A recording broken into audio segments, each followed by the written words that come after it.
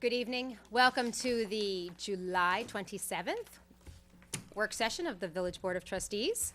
This meeting is called to order, and we will begin with the pledge. I pledge allegiance to the flag of the United States of America and to the republic for which it stands, one nation, under God, indivisible, with liberty and justice for all.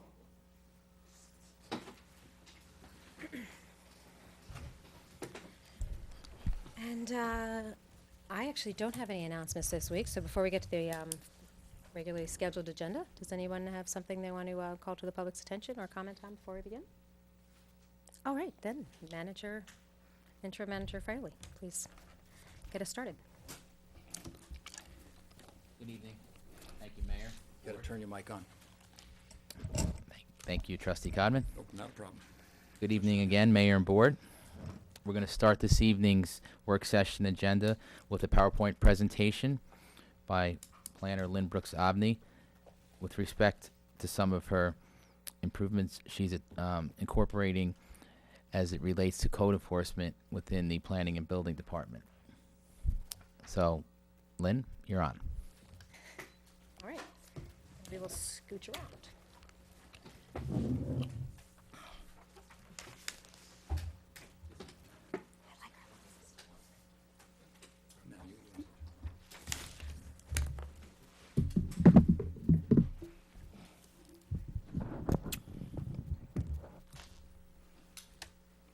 Okay. Good evening, board members. I just want to add a caveat. So, in my short tenure with the village, it's about 6 months now. So, this is based on 6 months, not like the last 10 years. So, oh, yes, I need that little clicker. Thank you. I was like looking for it right here. If you go too You double click on it.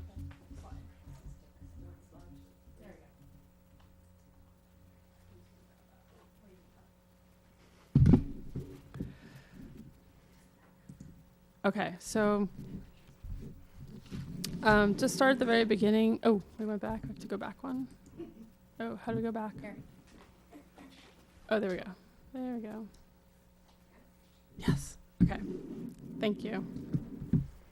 So to start at the very beginning, some of the department responsibilities include code enforcement, the issuance of OTRs and notice of violations, court appearance tickets, court appearances. We handle the issuance of building permits. We do inspections with respect to construction, plumbing, insulation, electrical as a third party. We issue COs, and because the departments of building and planning are merged, we also manage the 4 land use boards. We make ourselves available to answer questions from the public. We also handle the Section 8 housing inspections. Oh. Oops. It's really sensitive. Just go to the next. It should just be. Sorry. Oh, I guess I could.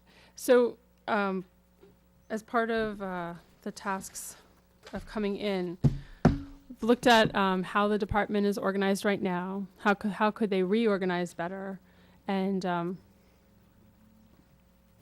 how could we streamline things to make us more? Oh, thank you. How could they streamline things to make it more efficient, in general, for the residents, business owners, and the public to do business with our department? So we've identified 3 key divisions that exist within the department. There's a code enforcement wing, there's a building department tasks, and planning and zoning. So we've set it up in that way, yes. Thank you. With respect to code enforcement, I just pulled some numbers from the last 2 years. This year it's only up to today, based on from January 1 through today. So as you can see, we're on track for our total permits to actually exceed the last 2 years based on where we sit today. So second column from the left is the total issued. And then there's subdivided out to how many permits got closed, how many still are open. One ended up in court based on what was in court, what the judges dismissed in court, where there was no basis. This year, we actually had one where we couldn't gain access. The owner didn't grant us permission. How many OTRs were issued? OTR stands for Orders to Remedy, and how many were withdrawn. That's typically by the applicant themselves, so that you can kind of see the break. With respect to the numbers, we're trying to, can you go back for a second? Sorry. One of the things that we're trying to do, based on these initial numbers and going back and researching more, is we're trying to start to keep tabs on our open, how many are open, and at the end of the day, at the end of the year, how many get closed, and trying to make sure that our open permits are followed up on over the course of time and through the process, so that they actually end up with a closure or some other status. They end up in court or they get closed. They don't just sit in our system open. So with that in mind, some of the things that we've... I just want to sorry. clarify on that chart, because Sure. you should have put it, because people take these things and they're going to look at it. So the Okay. 2016 is a 6-month. Yes, it is. It's not That's what I annualized. just, yes. No, I know you said it, but Yes, it sorry. really should be on there, because anybody will look at that and go, wait a second. So you're on trend, right? So 2014, if you look at the numbers, 700, yes. right, across the board, like actually the total is big, because it's only 438 for 6 months. If I double that, it's 880, right? So it's actually 15 and 14, it's like hard to read a trend. But 16 is on the 6-month total. So the total, for example, theoretically would double, because Right, for 6 months, right, we which don't is- know, but right, which is theoretically right. good. Yes. Okay. So with that, bearing that small number in mind, we've started to have a renewed focus on, with respect to code enforcement, on addressing quality of life issues and how we can better utilize our code enforcement guys to help us in that regard.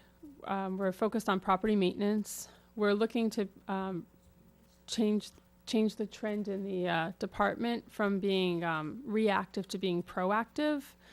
And we have a high focus on how we can close out open complaints, and that's a lot to do with follow through, which is one of our focuses now, and focusing on that.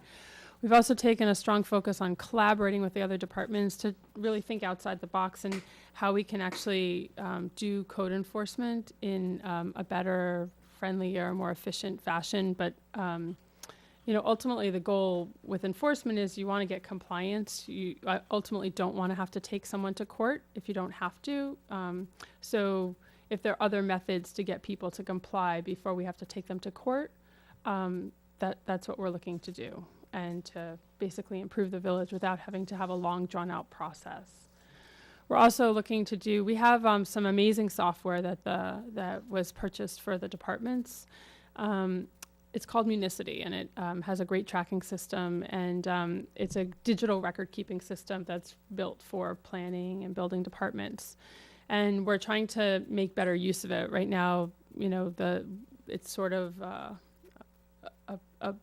hard copy system and a digital system, and we're trying to move more to digital so that we can be more accessible, require everyone to put their notes into the Municity system, to track their inspections in the Municity system, to track our court cases in the Municity system. So that way, when members of the public call at the end of the day, our administrative staff don't sit there on the phone and say, we can't help you. We don't know where it is, what's going on. You'll have to talk to the inspector who's out in the field and might not be able to get back to you for the next 2 days or whatever. So we're just trying to tie up a lot of loose ends, and we're trying to improve our track record in court, both within how we are prepared for court and how we build our cases and our files, and requiring pictures for everything, and documentation when the inspectors and code enforcement guys take pictures, taking pictures with measuring tapes in it, so you can actually see what the measurement is. So when the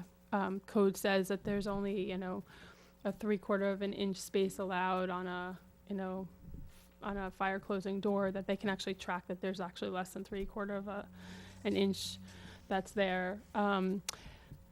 And just improving how we are in court in general, when we show up, how we look, all of that. So with respect to the building section, I also did the same years. I recognize that I should have included more years, but there's, but just looking at where we are now. So again, 2016 only covers January 1 through today. So this is where we stand today. So as you can see, in 2015, we had an excessive amount, not excessive, but like a lot more than we did the previous year. So, and we're on track to get closer to where we were in 2015 for our total number of permits by the end of the year. No, you're not. Even higher. If there is a constant trend, if your trend is pretty straight, which I don't know if it is, I don't know if there's seasonality, that says, purely math says, that in 2014 you did 558, in 2015 you did 40% more, and in 2016 you're doubling what you did in 2014, and 1,200 over 972 would be like a 35% increase. I'm doing it in my head, but Are you an it's, accountant by like in your Well, this super is 7 months of the year almost, but 7 months, so I so can't it's a little double bit it. more, it's not quite You're double, but trending like this, yes, basically. Okay. we're going, yes, our trajectory more is, this yes. year is anticipated than last year, and last year was more than the year before. Right. However, wait, go back for a second. However, what's troubling and what we're trying to work on here again also is closing out the open permits, because as you can see, the number of open permits over the course of the 3 years, we were doing much better in 2014 with closing out permits, but we seem to have gotten away from that task. So that's another one of our focuses, is trying to close out so we can kind of put a resolution to and increase the assessment associated with any renovations, rehabilitations, new buildings, which. So with respect to building permits, we're also trying to streamline the permits, the process. So some of the things, as I mentioned last week during the updates, which was very brief, as we had a long meeting. So we've changed, and I'm sorry, I realized I didn't spell check process on FOIL, but we've changed some of the ways we do business.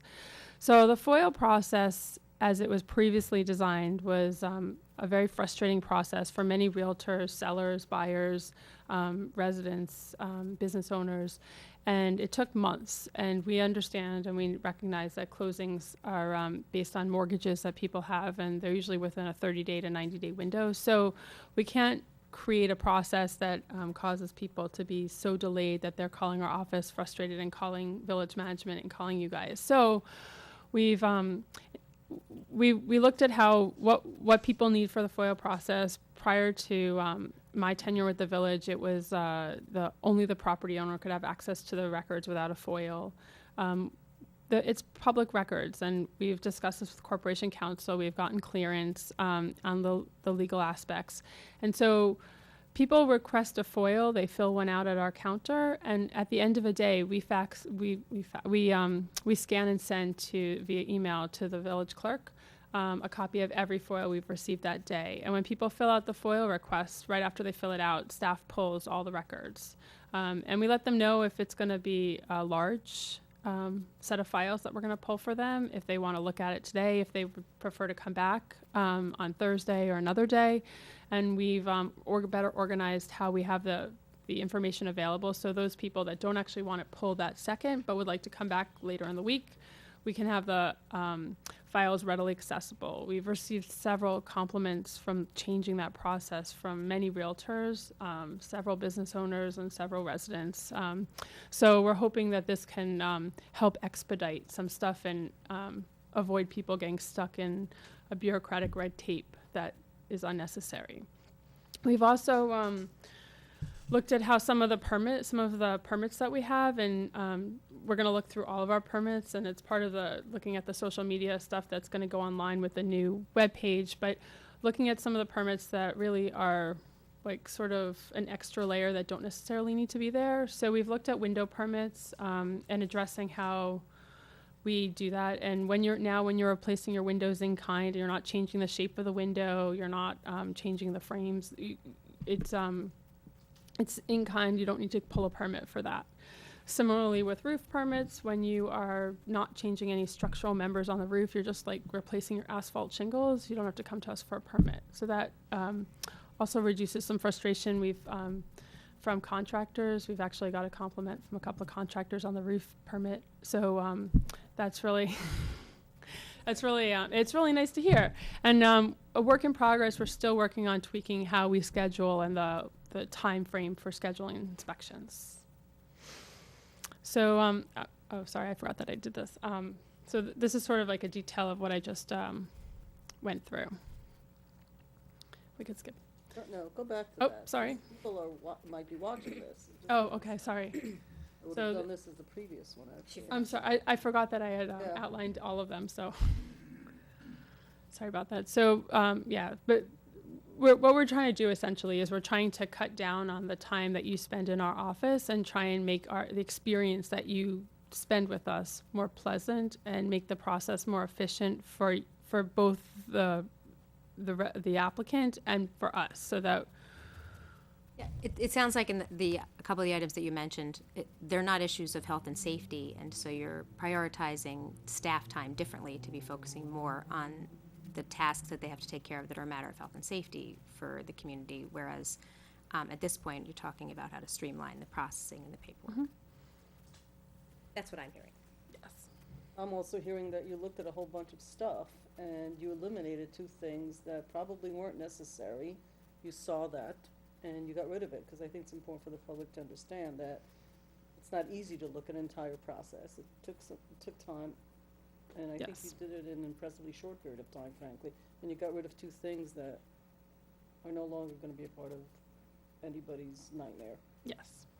So with inspections, this is still a work in progress. We still get some complaints about it. We've also gotten compliments about it. So it's definitely a work in progress. Suggestions are welcome. Ideas are definitely welcome.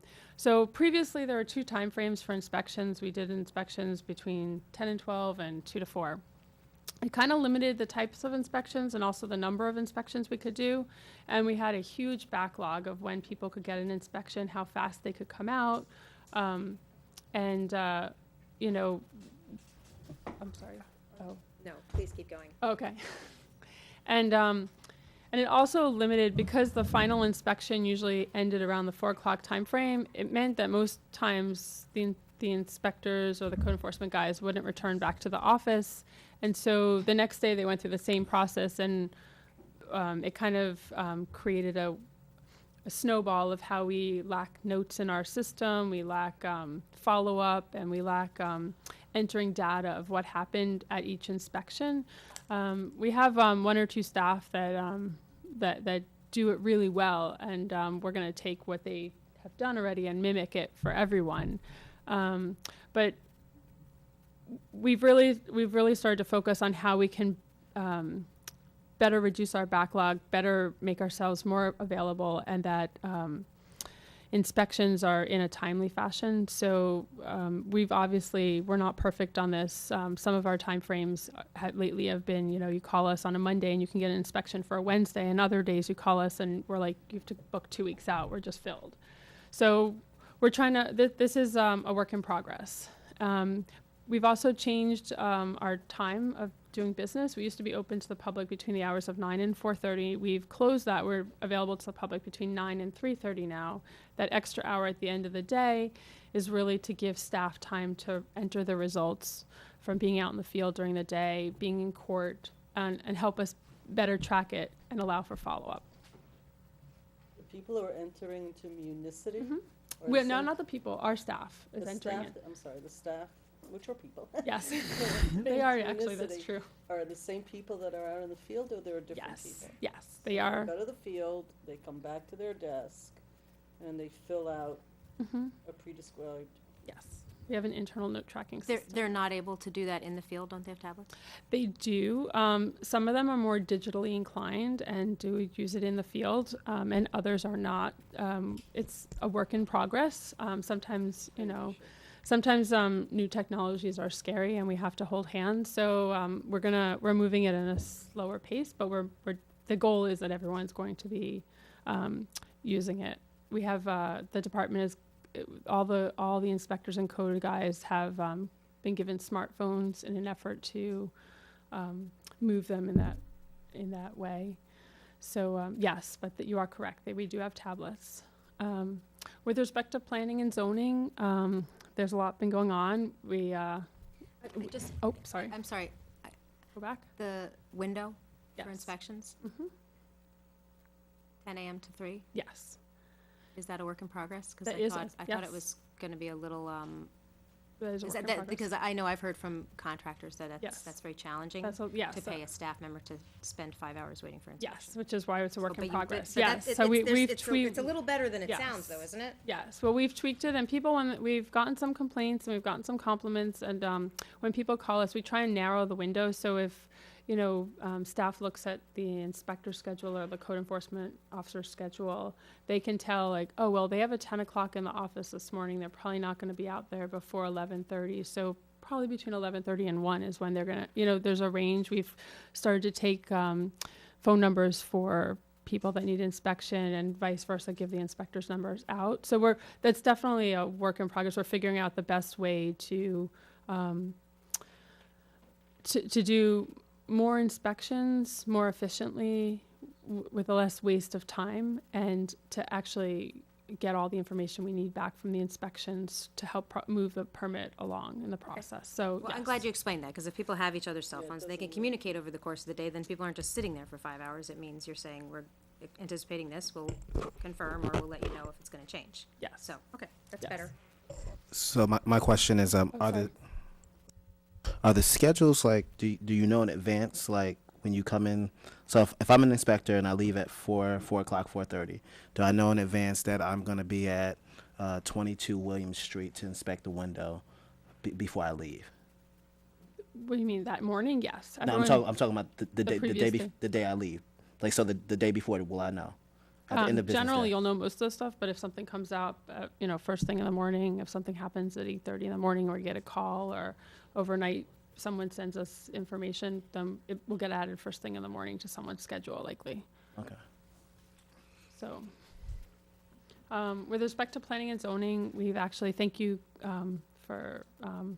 we've actually gotten all of our land use boards are fully filled.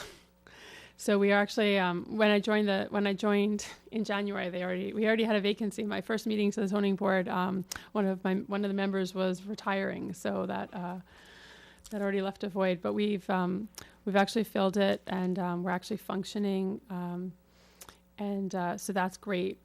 We're tracking how we use our consultant services. We have a planning consultant that was in place for a while, and we've been using them at the zoning board primarily, and also to meet with residents and developers, and review of planning board and zoning board files when there's a large case. So we're tracking that, and we're trying to use it when it's appropriate. We also have been meeting with developers lately that are very interested in doing developments in the village, which is a very gratifying thing. And then we're also looking at ways we could just improve planning and zoning, and also how planning and zoning could help improve on the code in order to help us with the building department and and what we're looking to do for the building, and how we can better use our staff, and how we can tackle those types of issues.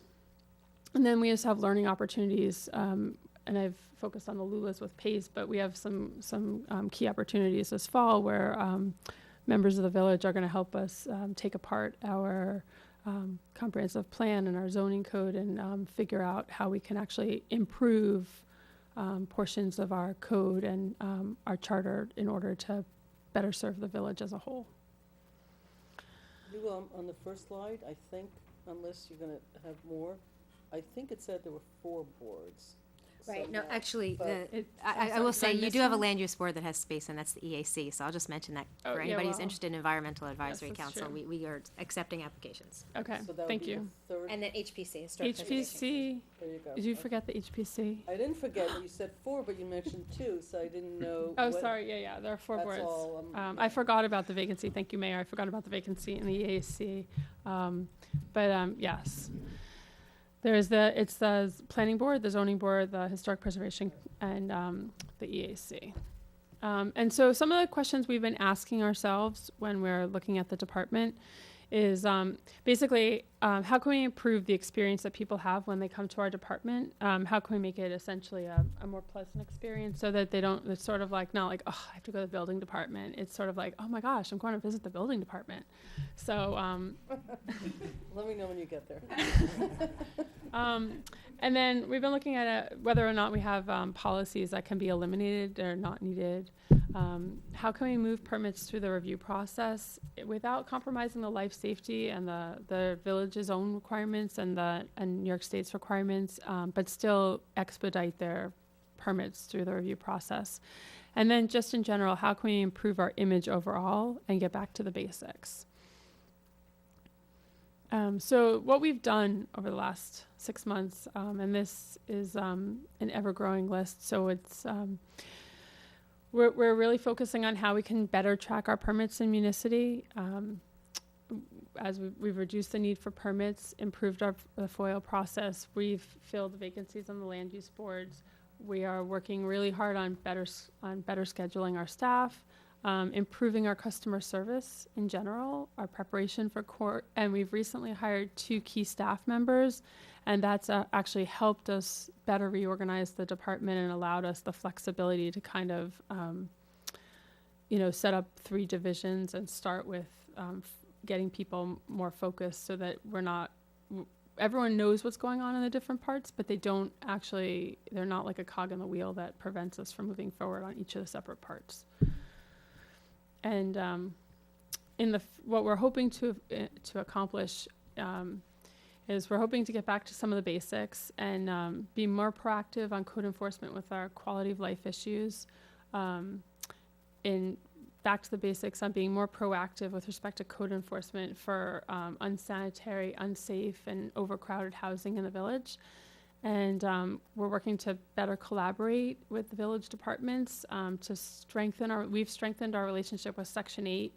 As I've said, I think previously in another staff report, the department has really worked together with Section 8, and when we've had to issue an order to remedy, we've reached out to Section 8 to find out if there are any Section 8 units in that building. And when there are, we've stopped payment for Section 8 checks so that it encourages the landlord to actually fix the problems.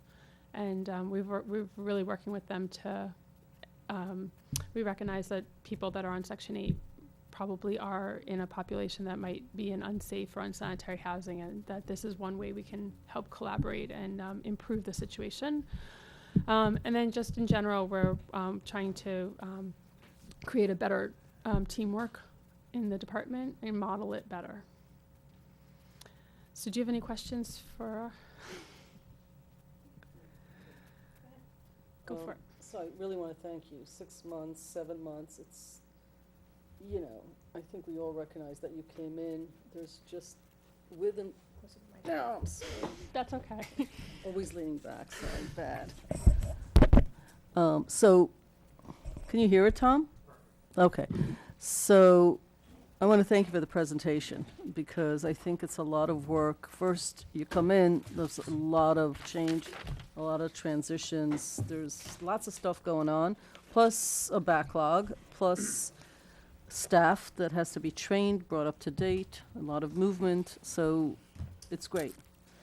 I would love to see soon, not in 6 months, but on a quarterly basis, if not more, an update on actual plan for code enforcement in overcrowded housing situation that we have, and with some data as to how we can approach that issue. It's nice to work with IFCA and Section 8. I don't think Section 8 is typically exactly, you can draw the conclusion that you did about it, but Definitely not I overall, think but- that it's just another tool to be able to, there are a lot of regulations which actually in some ways, ironically, help us manage certain situations, which are beneficial to everyone. But it would be great in the next presentation to actually approach the unsafe housing, the overcrowded housing, and all the other, things that we've discussed in the past. The streamlining is great, and there's a lot of work being done with that. I think that's important for people to know, and better customer service. Love to see differentiating going forward between the businesses and what they go through, the small businesses versus the housing, whether it's single residential developers and then the businesses. And I know that there was a meeting with some members of the chamber as a way, but again, you fit in a lot, so I think that's all good. And I appreciate some of the trends, but the trends look like there's a lot of stuff going on. And actually, I really have one question, because those are all statements. So the singular for an ideas of how to make the presentation richer and more informative. But the question really for me as an elected official is, what is it that you need from us that will help you move this more quickly? Is it people, or is it tablets? Is training sessions for people to become more comfortable? Like, really, it should say here at the end, if you gave us this, we can double down on streamlining or double down on inspections. Or, I mean, I want to know how we can help. Well, budget season's coming up. We're working on that right now, so I don't have a complete list, but that is what we're working on for. And I can append that if I may. When she did come in about 6 months ago, she was met with a departure a couple of weeks later, and then a long-term workman's comp incident where one of the code enforcement officers was out for a 2-month period. So we are in that office right now, which I look to bring to you in the budget season. One vacancy still exists in the planning component to what the new structure she referenced earlier, as far as the 3 arms to her department, which is planning, zoning, permitting, and code enforcement.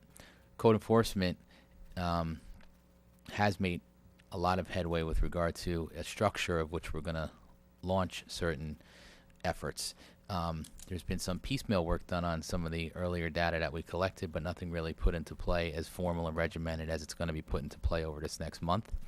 Some of the technology she referenced here existed in the department, but was never put to the appropriate use, so that's just really in its infancy. And we look to get production out of there, as she stated earlier. So as far as the budget is concerned, in advance, we won't be asking for more personnel because the vacancy already exists. There may be some technology, and there may be potential consultant service here or there as far as assessing what we're doing. But I think by the end of the year, you're gonna see that for yourself, and we might just be just fine where we're at. Thank you. Lynn, thank you very much. That was actually an interesting presentation. You and I kind of met almost in the beginning. Mm-hmm. Yes. 5-6 months ago. Yeah.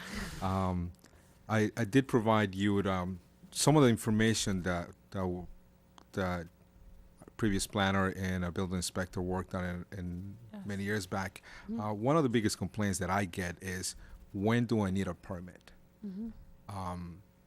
And that was part of what we have done. Mm-hmm. And I think that's part of what, and I don't remember seeing in our website anything that refers to, this is what you don't do, and this is when you do it and how you do it. Windows, I don't recall Windows came up, an issue came up a couple months back, but I don't recall, and even I looked, that it was required to get a building permit. Some municipalities do, some others don't. But what my suggestion would be, we have to be very careful in how we do the roofs and the windows and the doors and some of the historic districts, because they do have to go in front of the HPC in some of the areas. Yes. So that, I think, if someone says, I'm just going to change my window in the spotter, it's a little bit different over there than, sometimes in the downtown, because those are historic districts. So we have to be very careful, and we have to be very specific in those issues. The roof, I think, is a great thing, because that's what I get a lot of the stuff, a lot of contractors and even homeowners, like, I want to fix my roof, and now I have to pull a permit. So, but that is good to see it in there. I think if you don't mind going back to the presentation that I have provided to you, some of the answers are there. When you said about streamlining New York State law, it says if it's work less than $20,000, you do not need architectural drawings. You do not need a building permit if you want to open up a non-varying wall. So little things like that sometimes is helpful to people to educate ourselves, because they may not have the access or they may not know what website to go to. So, but if we have that information in our website, I think it would be very helpful. Yes.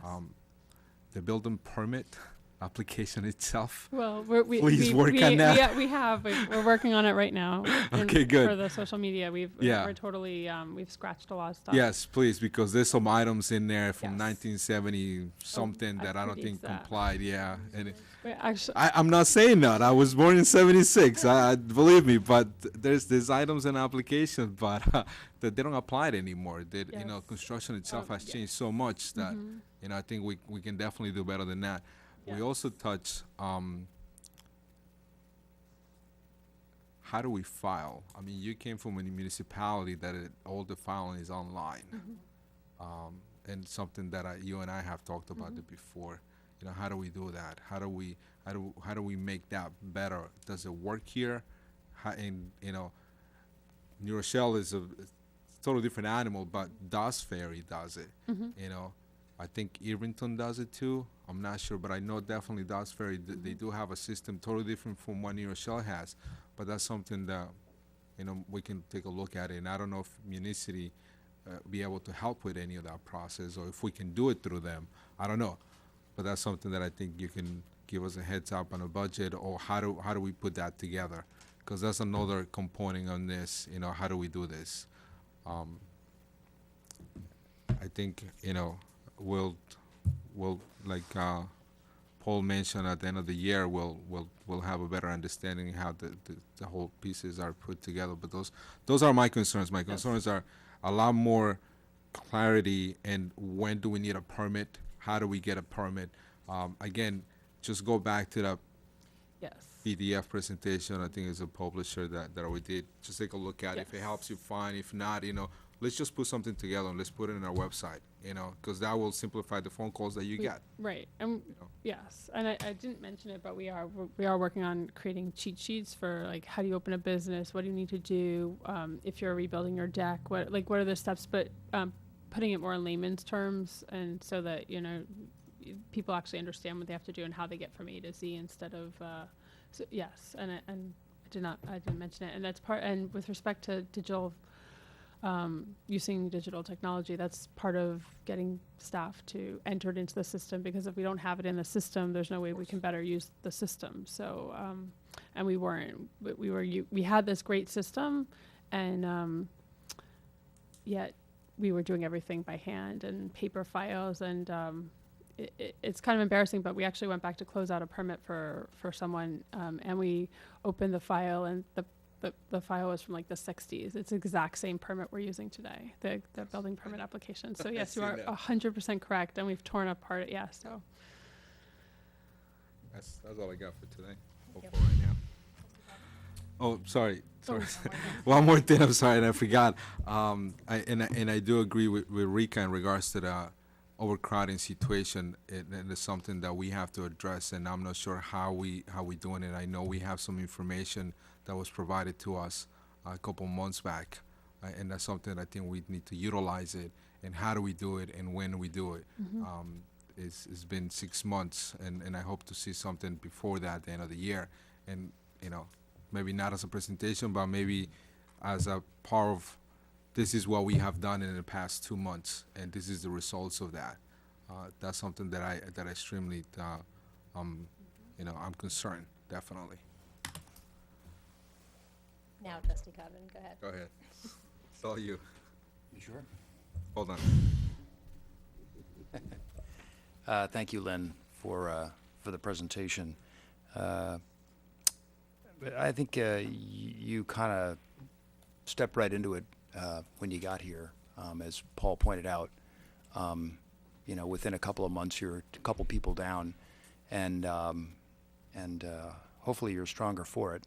you probably had to get your hands into things that you didn't expect to get into, but there's, I believe in the theory of unintended consequences, and I think sometimes you end up learning a lot more about things because you do have to get in the middle of it. So I think you've taken advantage of that view and that analysis, and you know, I think you've done a lot in the short period of time you've been here, and I'm very appreciative of that.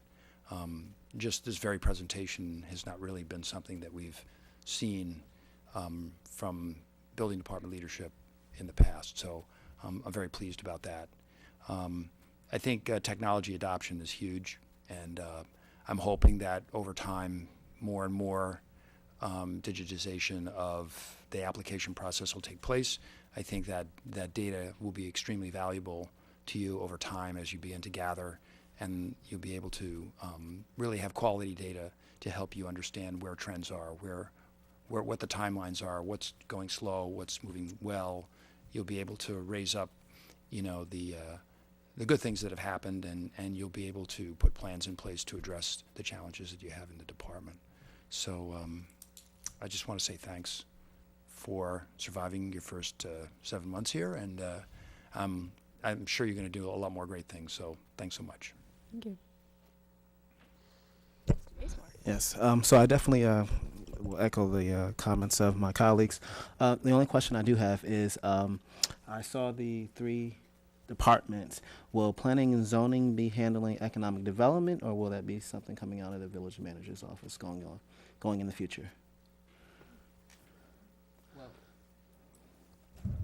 Well, I think economic development as it pertains to planning board applications or rezoning to promote a business or encourage a business district is handled most likely, depending on where the person walks into with their druthers, by the planning and zoning board. If someone comes in with an idea that might warrant or merit board of trustee input or administrative input, they could start there and we could introduce them to certain concepts. But at the end of the day, most of those applications have to end up going through planning and zoning one way or another. Okay. Well, thank you for that. As I mentioned before, it seems like you are getting a handle on what are the things that you want your staff to be focusing their attention on, and finding out how they can most efficiently use their time and work with each other in smart groups. And I haven't even met one of your new staff members, so I look forward to meeting him. And look forward to his contribution to being able to fulfill some of what you and the manager referenced is coming up as far as sort of an renewed focus on, or a new approach to focusing on overcrowded housing. And I believe at our next work session in 2 weeks, we're going to have a visit from Superintendent Ray Sanchez, correct? That was my last conversation with him. I believe we were confirmed for August 10th. He's going to come and talk to us about enrollment numbers, which is not entirely unrelated when people have questions about population of the community, and certainly how that may help us be well-informed in our own decision-making process when it comes to development. And then I believe Corporation Counsel and Deputy Corporation Counsel will have some information for us to share about some potential legislation that will enable the village to more effectively address quality of life issues when it comes to code enforcement. And perhaps at that time you can update us on any further progress as things have moved on in that regard. So I look forward to that meeting as well, to continue to build on all that you just shared with us tonight. Thank you. Thank you, Lynn.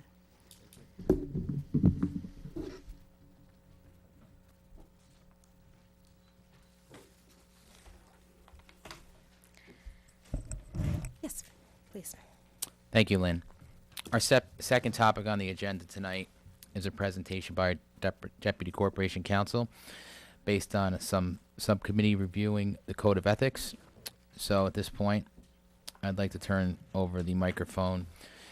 Excuse me one minute. I'm sorry. Turn the microphone over to Deputy Counsel, Mr. Bill Hamilton. Good evening, everyone. How are you? It's good to be here tonight.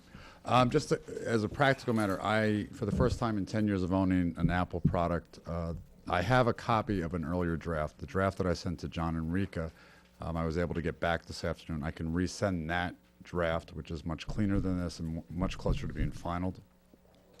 But major change, proposed change, is included in what I do have to give you tonight if you want to see it, or you can wait till I email the later version to you. Oh, okay, because we have emailed versions. That's not the latest version that we have? If you have it in email, I don't know, we have an email version. there should be one, I think I sent it out We could give Monday her- or over the weekend, Say Monday? either Sunday or Monday.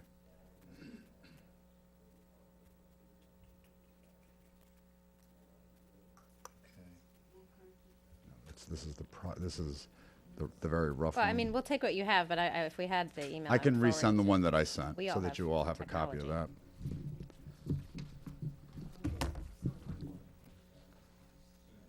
Ethics presentation, Monday, 8:17 a.m. No, it was sent from Bill to you, CC'd me, John, and Paul. So Manny and Quantel don't have it, so I'll forward it to the board right now. But it may be the same draft we're looking at, so. No, it won't be the same as this. This Okay. is the only one that I could get off my hard drive with the help of a very friendly Apple person in Palo Alto. Okay. Well, this will give us a hard copy, and I don't know if it'll be obvious what's. To jump right into it, the structural change proposed is the actual membership of the board. At the present time, the code calls for a 3-member board. One of the members is required to be the corporation counsel, and there are 2 non-village employee members. Al Mendez and I were on the board together, referred to the taxpayer slots. The proposed change is to expand the number to 5. Our terms under the old code were not staggered. We went in together and would leave together, which, given the problem in getting people interested enough to even apply to be on the Board of Ethics, I think it's very, Rika had suggested it in one of her drafts, to stagger the board so that we're not in a situation where we have to replace an entire board in a very small population that's interested to begin with. The move to 5 members, 3 would be residents of Ossining, Village of Ossining. 2 could be from any village or town within the county of Westchester. And the board would make that, again, this is a delegated authority from the board, so the board always is making that is always involved in that selection process. Our experience, from personal experience, when we originally formed the board in 2005, 6, and 7, we had very few people show, and I don't know how much time we spent publicly trying to get people to send resumes in. We didn't receive many. I think if I say a handful, I might be exaggerating. It was a real problem. And I think even after I left the board, David Mallon was appointed, and that was a bit of a search, too, to replace 1 person, let alone 3, and certainly not 5. I think as from an operating point of view, I think expanding the size of the board to 5 makes all the sense in the world. Not the least of which is we didn't have this problem when I was on the board, but there may well be, given this is local government, conflicts of interest that are not apparent when someone's appointed to a board, because you never know what the complaint's going to be coming through the door. And you could have 1 or 2 members of a board who are out on a conflict. They simply can't be involved in determining any given issue, and you need 3 for a quorum. So by going to 5, I think if you did the math, you've pretty much protected the ability of the board not to get locked up by not being able to have a quorum to actually make a decision. That was the biggest change. For the most part, the code would stay the same with regard to the authority of the board. In the draft I'm going to resend to you, it is the gift statute and conflicts of interest parts of the statute are included in the code, so that when the code is given to a new employee or it's changed and given to all employees, they are put on notice repeatedly what the rules are with regard to what conflicts of interest are. The gifting rules in New York are pretty straightforward, although in practice they can get very confusing. It also establishes the limits of the jurisdiction of the Board of Ethics and the subject matter limitations. The Board of Ethics is, by its very definition, a very, very narrow jurisdiction authority that you're granting to the board.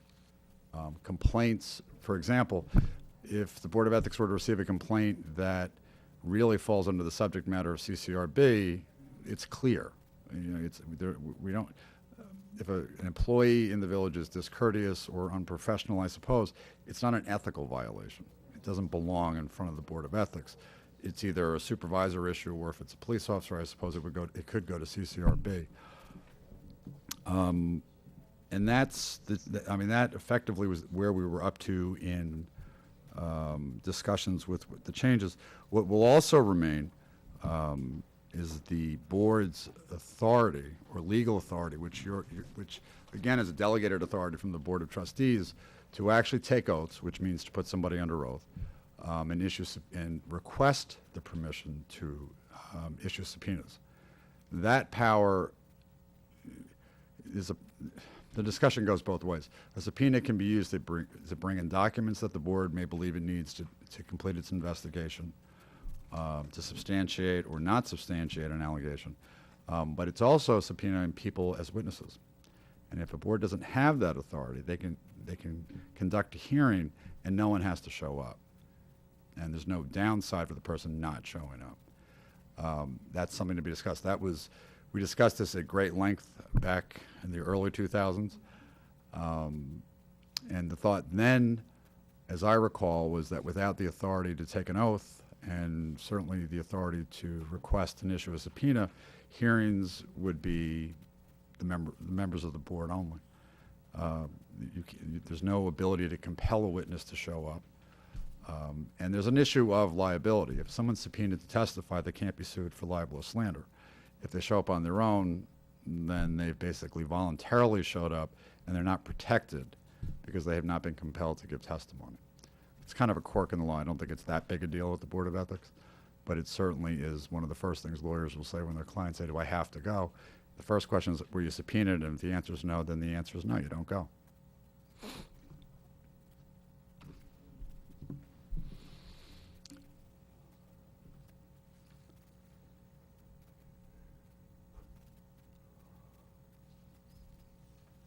So, Please, give us your thoughts. no, Rebecca. John, why don't you go first? Well, I think that, I went over to Rika's. We spent some time in her kitchen kind of going over some of the granular elements of this. I think at the end of the day, this is certainly an improvement in from a process perspective of where we are so far. I think the issue of compelling people to speak, somebody speaking under oath is, if somebody has done something, unethical or of questionable behavior, we'd want to understand that.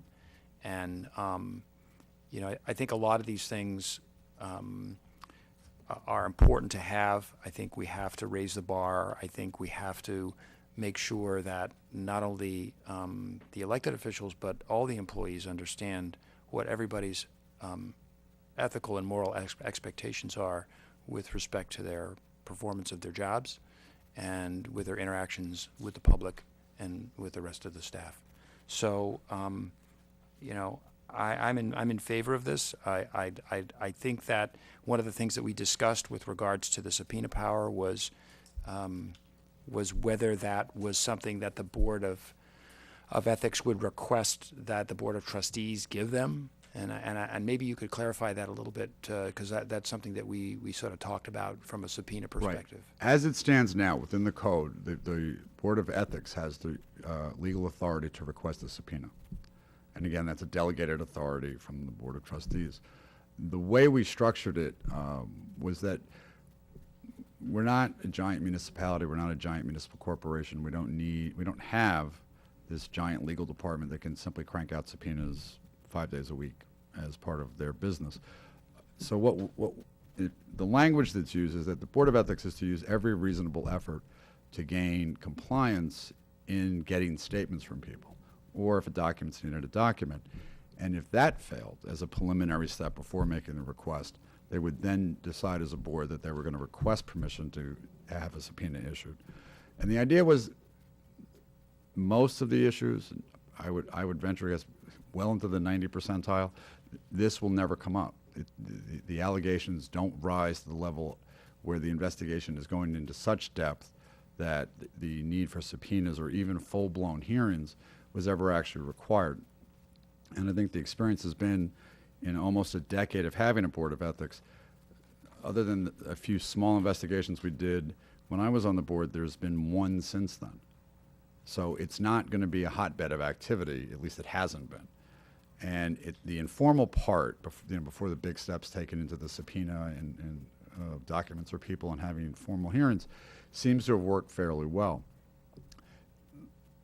The way it's structured is planning for the bad day. What do we do when we do have a serious allegation? There seems to be some very substantial evidence that the allegation is going to be substantiated. And then the board's cut off because it can't go any further. And that's how the report would read. We got this far, we couldn't go any further, we didn't have the legal authority to, so we stop here. It does give the board, and it gives the Board of Trustees sort of a built-in mechanism to pause and think about what's about to happen. Is it that serious? Does it need to go further than it's gone? And if it is going to go further, the Board of Ethics really has to justify why it's making the request. That was the idea behind the original draft 10 years ago. We never were looking for the ability to simply issue subpoenas because we felt like issuing subpoenas, because it would make life easier. That sort of cut against the whole idea, given really the size of the jurisdiction and the issues that tend to come up at this level. Certainly, if something comes in that is so egregious and needs professional investigation, it's probably crossed the line into a criminal investigation. And at that point, the Board of Ethics has no business doing any investigation, would certainly notify the Board of Trustees, and then either the Board of Trustees or the Board of Ethics or perhaps Corporation Counsel on behalf of the board would make a referral out to the district attorney's office and let the district attorney do a criminal investigation. But again, we've never had that. I just say that on the whole spectrum of possibilities, I would hope there's enough checks in place that if it were something that serious, it's not staying here. It shouldn't be staying here. So it's a very, structurally speaking, the form is supposed to be methodical. It's supposed to be slow. And there are a lot of decision makers in it. You know, the Board of Ethics, again, is only advising. It doesn't have the independent authority to simply take action because it's decided to take action. It only exists because you as a group have decided to delegate your inherent authority to that board. I just, there's some dense text at the beginning of it that talks about the legislative intent Right. of this. One thing that I would hope that, and clarify for me, because I was a little, we haven't had a fully stocked or fully, that's not the right word, a fully appointed Board of Ethics in a while. But I would like it to, I'd like it to be an active group that we can go to for advice, for advisory opinions Right. on things, not just when there's a big problem. So explain to me, is the process in place that any of us could say, hey, we're just not sure, this is a small town, these things come up, what does this mean? We've got this relationship, what is your advice? And get a written opinion. What would the process look like, and what are the limitations to our being able to request that? I handled a matter practically a decade ago regarding a trip. And Yes, it I was a recall question, the story. leaving it at that. And that's an advisory opinion. You know, these are the facts, you know, that were ascertained by certain people or received from certain people. And an advisory opinion, I want to stay away from the word decision. It's an advisory opinion that simply says, based on our code and in New York law and the facts as you presented, the conclusion is this. You can choose to, this isn't written in that advisory opinion. If you choose to ignore it, that's fine, but you've asked the question, you've been given an answer, you've been put on notice. You know, there's the advice and guidance element to what the code is supposed to do. I think that it's a useful tool because when it comes under certain conflicts of interest situations and some gifts, it's not clear even to me after 28 years of doing this what the right answer is. You have to talk to everybody involved to see what they're understanding. And sometimes it is the simplest misunderstanding of what somebody did versus what people think they did. And I would say, again, in the high 90s, there's not an issue. There looked like there was an issue, but when we got through it all and looked at everything in front of us, you know, it was a misunderstanding. And I'm not making light of it. It simply was a misunderstanding of what an image looked like. In that small percent that survive are the serious questions and answers. And they're not, you know, we have a code that, like other municipalities, other governments, has been changing since the day it was created. And sometimes within our own code, there are conflicts that nobody was aware about because nobody's been in that area of the code for decades, and it comes up. And that there may be a conflict that comes out of that, and it certainly, to me, is a beneficial tool to have a Board of Ethics to review it. And the decision may be, the conduct itself may not be prohibited. The problem lies in the structure of the way it's being done. Okay, so this is one piece of it, and do you both feel pretty good about the state that you've got it into? Because is there any reason to now be updating the rules of procedure that go along with the Code of Ethics? I think what we would need to do, because the major changes in the composition, the new size of the board and the size of the board, the staggered terms, and the fact that the selection process will be outside the village. I would just want to verify that the procedures don't have language, because it's a distinct possibility when Al and I did the procedures off of the new code, we would have tracked that code's language, meaning that definition of what membership was. And we just want them to be consistent. Yeah, and the rules of procedure have very, very specific things in them that don't even reference email. So I think they need to be updated. So it does in this, so I no Okay, good. longer know which This piece is the code, this is the Let law. me- Because I haven't, I think I've got the most current one, because that's what I will have. resend the most current one that Right. will be more accurately reflective of there. the conversations we've Right. had. So I'm sorry. I could also assist in providing it in the format that you're used to seeing in the local law format, because some of the sections actually are in the local law format themselves, and they don't actually go in the law. So I could provide you with a copy of that. You know, the severability section, all of that stuff is in your local law. Yeah, so, yeah, I get. Substantive stuff. It was a little bit, when this came up a couple years ago, it was a little bit unclear. We have a code, which is searchable under general code. And I don't think the code previously actually referenced the rules of procedure. So the rules of procedure are like paperwork that were up in an office somewhere that now those of us who were on the board 2 years ago have a copy of, and I don't know if anybody else has a copy of. Is there a reason why they have to be separate and distinct? Because the rules and procedures we can change much more easily than the code. So I assume that's why that was a Correct, separate yes. thing. So that we it could should change those reference rules. that there are rules of procedure and they're available at a specific location. They're provided to the employees. They're, anybody who requests a copy, that all can be in the language of the code itself. And then you have the ability to change those by resolution should the need arise. Like if you needed to add, for example, in writing can also mean personal delivery or email or, those kinds of small tweaks. I thought we did change that. Okay, so we updated that, actually. Good. The idea of email's been updated, how it- Just as, how I'm sorry, Rika, it just struck me, when we went through, there should have been a change made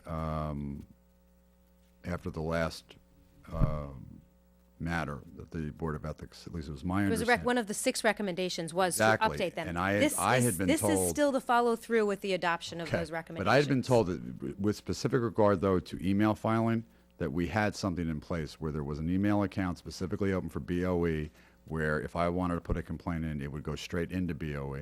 That may be so, but we've not formally updated, to my knowledge, the Okay, rules of all right. procedure. This would be updating the code, which is the law that we need to update. But the rules of procedure, I believe, also need to be updated. I'm not 100% sure why we need to have 2 separate ones, except there may be a functional reason, so rules of procedure can be more easily adapted. And then also there's the social media component, which also would just be referenced here so that that can be more easily updated as technology changes, right? So it's really 3 pieces. This is the law, though. This is the one that takes the longest, so it makes sense to update this And first. the gift policy needs to be referenced and Okay. exist. Something needs Well, to the gift policy is stated in the code. It is now stated in this It code. If you, the draft I'm going to send you has the conflict of interest don't have and gifting rules it's So the part. gifting rules don't need to be they don't need to be in the same category as rules of procedure and social media policy, because that No, they're doesn't- going to be part of the code. They're part of the code Because part now. of Okay. the, part of the publication documents. process, when a new employee comes in or there's a change made and all the employees get their copies, if down the road there's an issue and they're subject to charges on a gifting issue, they can't turn around and say, well, I didn't know we had a gift rule. Well, that's true of everything, though, because we have a social media policy, too, and they need to be provided with that as well. Right. And it's not going to be in a code. It's going to be a policy Right. that they should, that they should be referenced here and that they should be provided. So, Yeah, and I guess thanks for clarifying the subpoena thing, because that was something that at least I thought was important in terms of, having some real teeth to be able to do the investigation. But I think at the end of the day, the expansion of the size of the board and allowing us to go outside our own borders to find, other people, within Westchester County, I think that is going to allow us to have people that aren't necessarily inside our community. We're going to get some outside perspective too, and it'll give us a chance to have, other views and other opinions of the circumstances that come up. I mean, this is really, a what if kind of thing. I mean, we're trying to prepare a document for something that we hope never happens, but at the same time, we also feel like we need to be prepared and we need to put the things in place so that we can have a good process in place so that an opinion can be rendered, in the best possible way. I will say it is a what if thing, and I went through the what if thing, and actually I was very impressed with the way that it was handled. So thank you very much to the people who worked so hard to put it in place. And when it went through 2 years ago, there's some really top-notch people who handled it very professionally.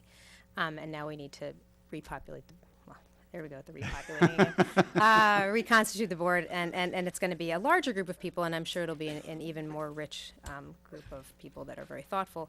But I would also, I don't want it to just be a what if. I asked for advisory opinions at the beginning of this year about things that nobody did anything wrong, absolutely nothing wrong. I just wanted to know, this is a small community. There are people who do this. There are people who do that. We want them to be able to do this. And we want to make sure that every time something comes up, we know how to approach it properly. I want this to be a group that we can go to for guidance. And so I'm very pleased that this is moving forward, but I don't want it to be just a what if. I want this to be a vibrant group of intelligent people who care about our community and want to help us make really thoughtful, smart decisions, ethical decisions. So.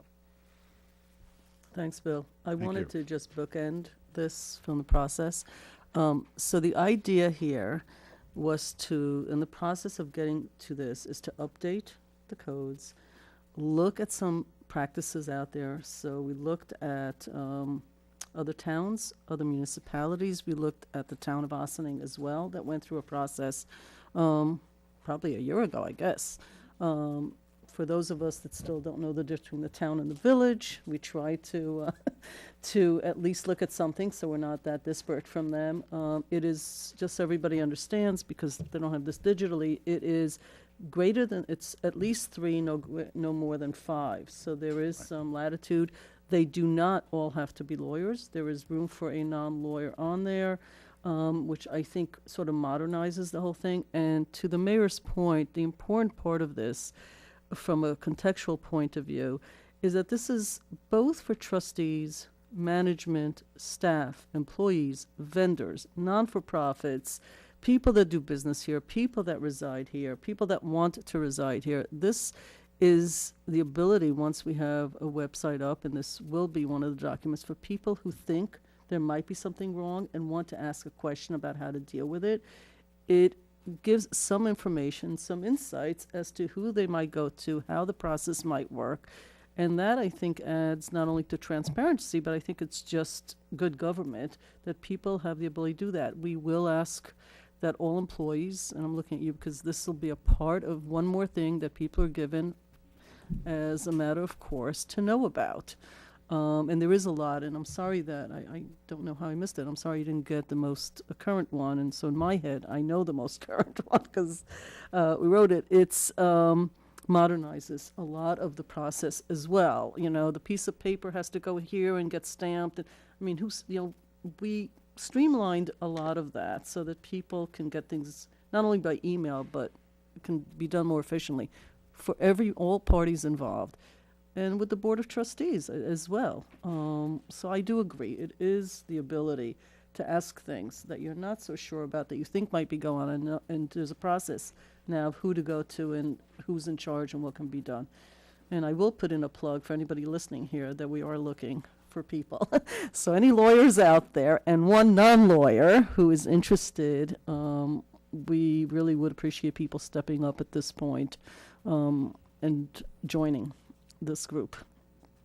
Just if I could, with regard to the process of accepting a piece of paper, again, when we wrote this, the internet was not something, Oh, yeah. forget, Yeah. the word social media had no meaning whatsoever in that I room. don't think fax was in the original one either. We just Really? kind of skipped right over that. Yeah, I think we might have purposely skipped that. But part of why it seemed so laborious is that what our ultimate concern was confidentiality. Yep.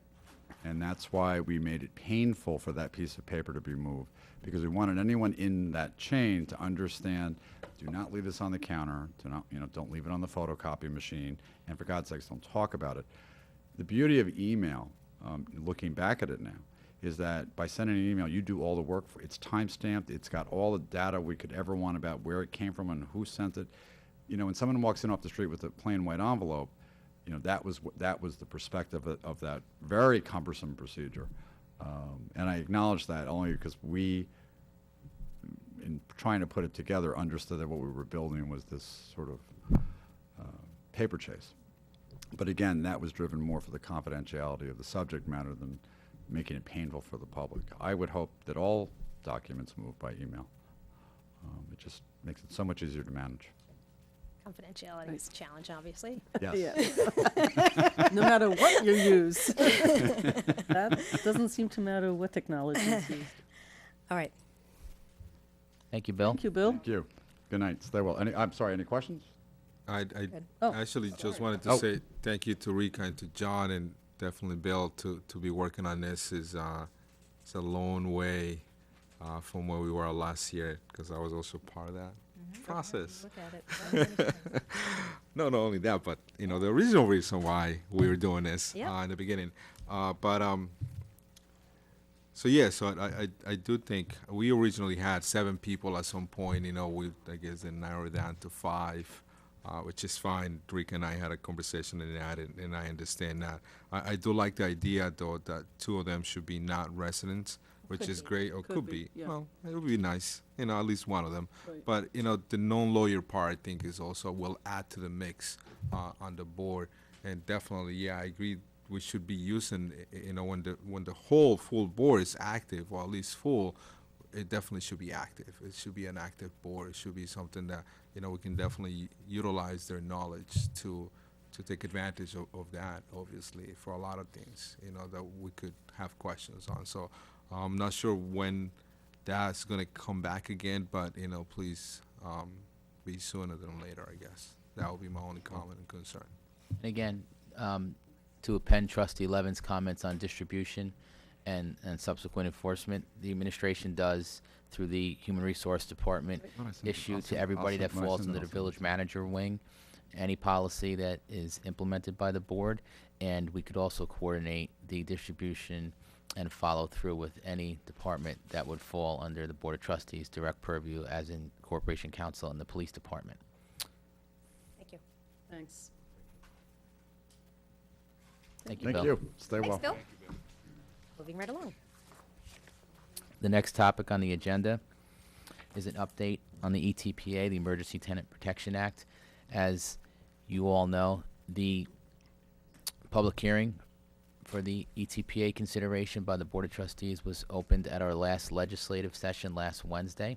It is still open, so before we get into this discussion, I do want to comment to the public and to the board that any comments that would like to be considered for Board of Trustee review as they consider the ETPA can be submitted to the clerk's office. We have received written comments in the village manager's office as recently as today. The place to send those is the village town clerk, located on the first floor of 16 Croton Avenue.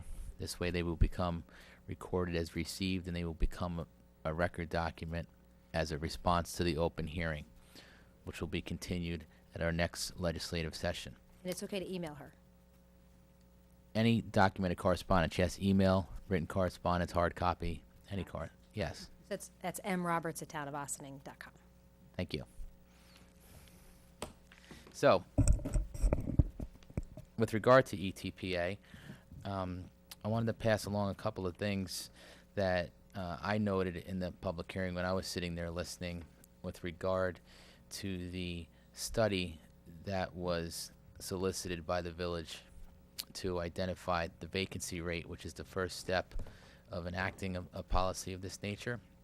I admittedly was a little late to the game, so you'll have to excuse some of my ignorance to some of the earlier steps taken for the study, but upon my involvement a few weeks ago with the assistant to the manager, Mr. Saratani, and Corporation Counsel, when they were updating me on the opening of the public hearing and the preceding vacancy report that was done by CHI, which was a consultant that came to us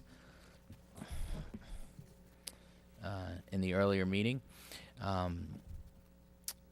We had concluded at that point that some of the data that was used to determine the less than 5% vacancy rate, which is the first step in determining if you were going to proceed with considering the act, was an error based on some follow-up work that Mr. Saratani did with the assessor's office.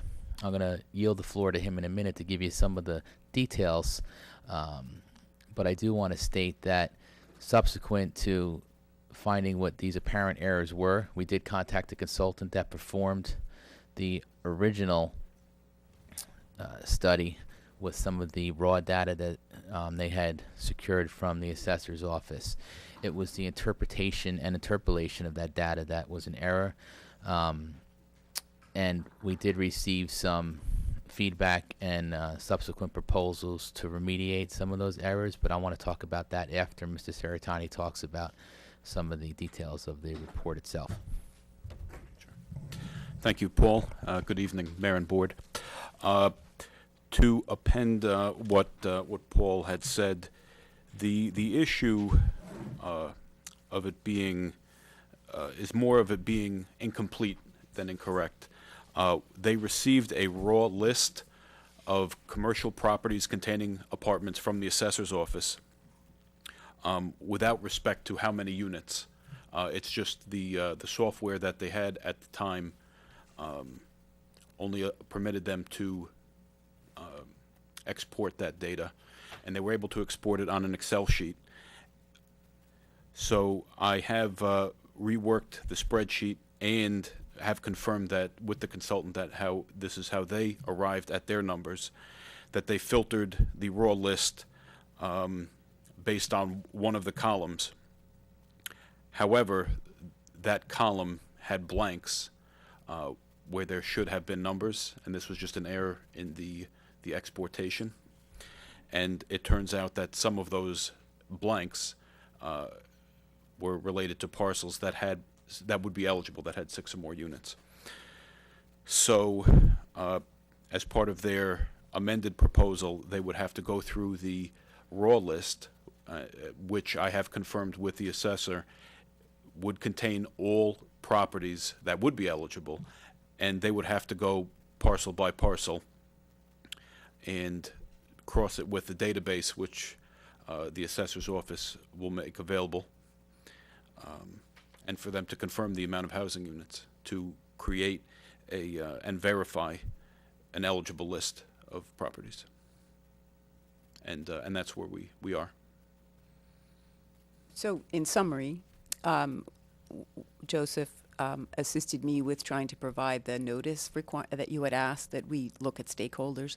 We found that there were more stakeholders than the total number of stakeholders that were listed by the consultant. Yes, and that was due to Not stakeholders, that's the wrong use of the word. You mean Property number owners. of units and buildings, right? No, properties, stakeholders, Properties, yeah.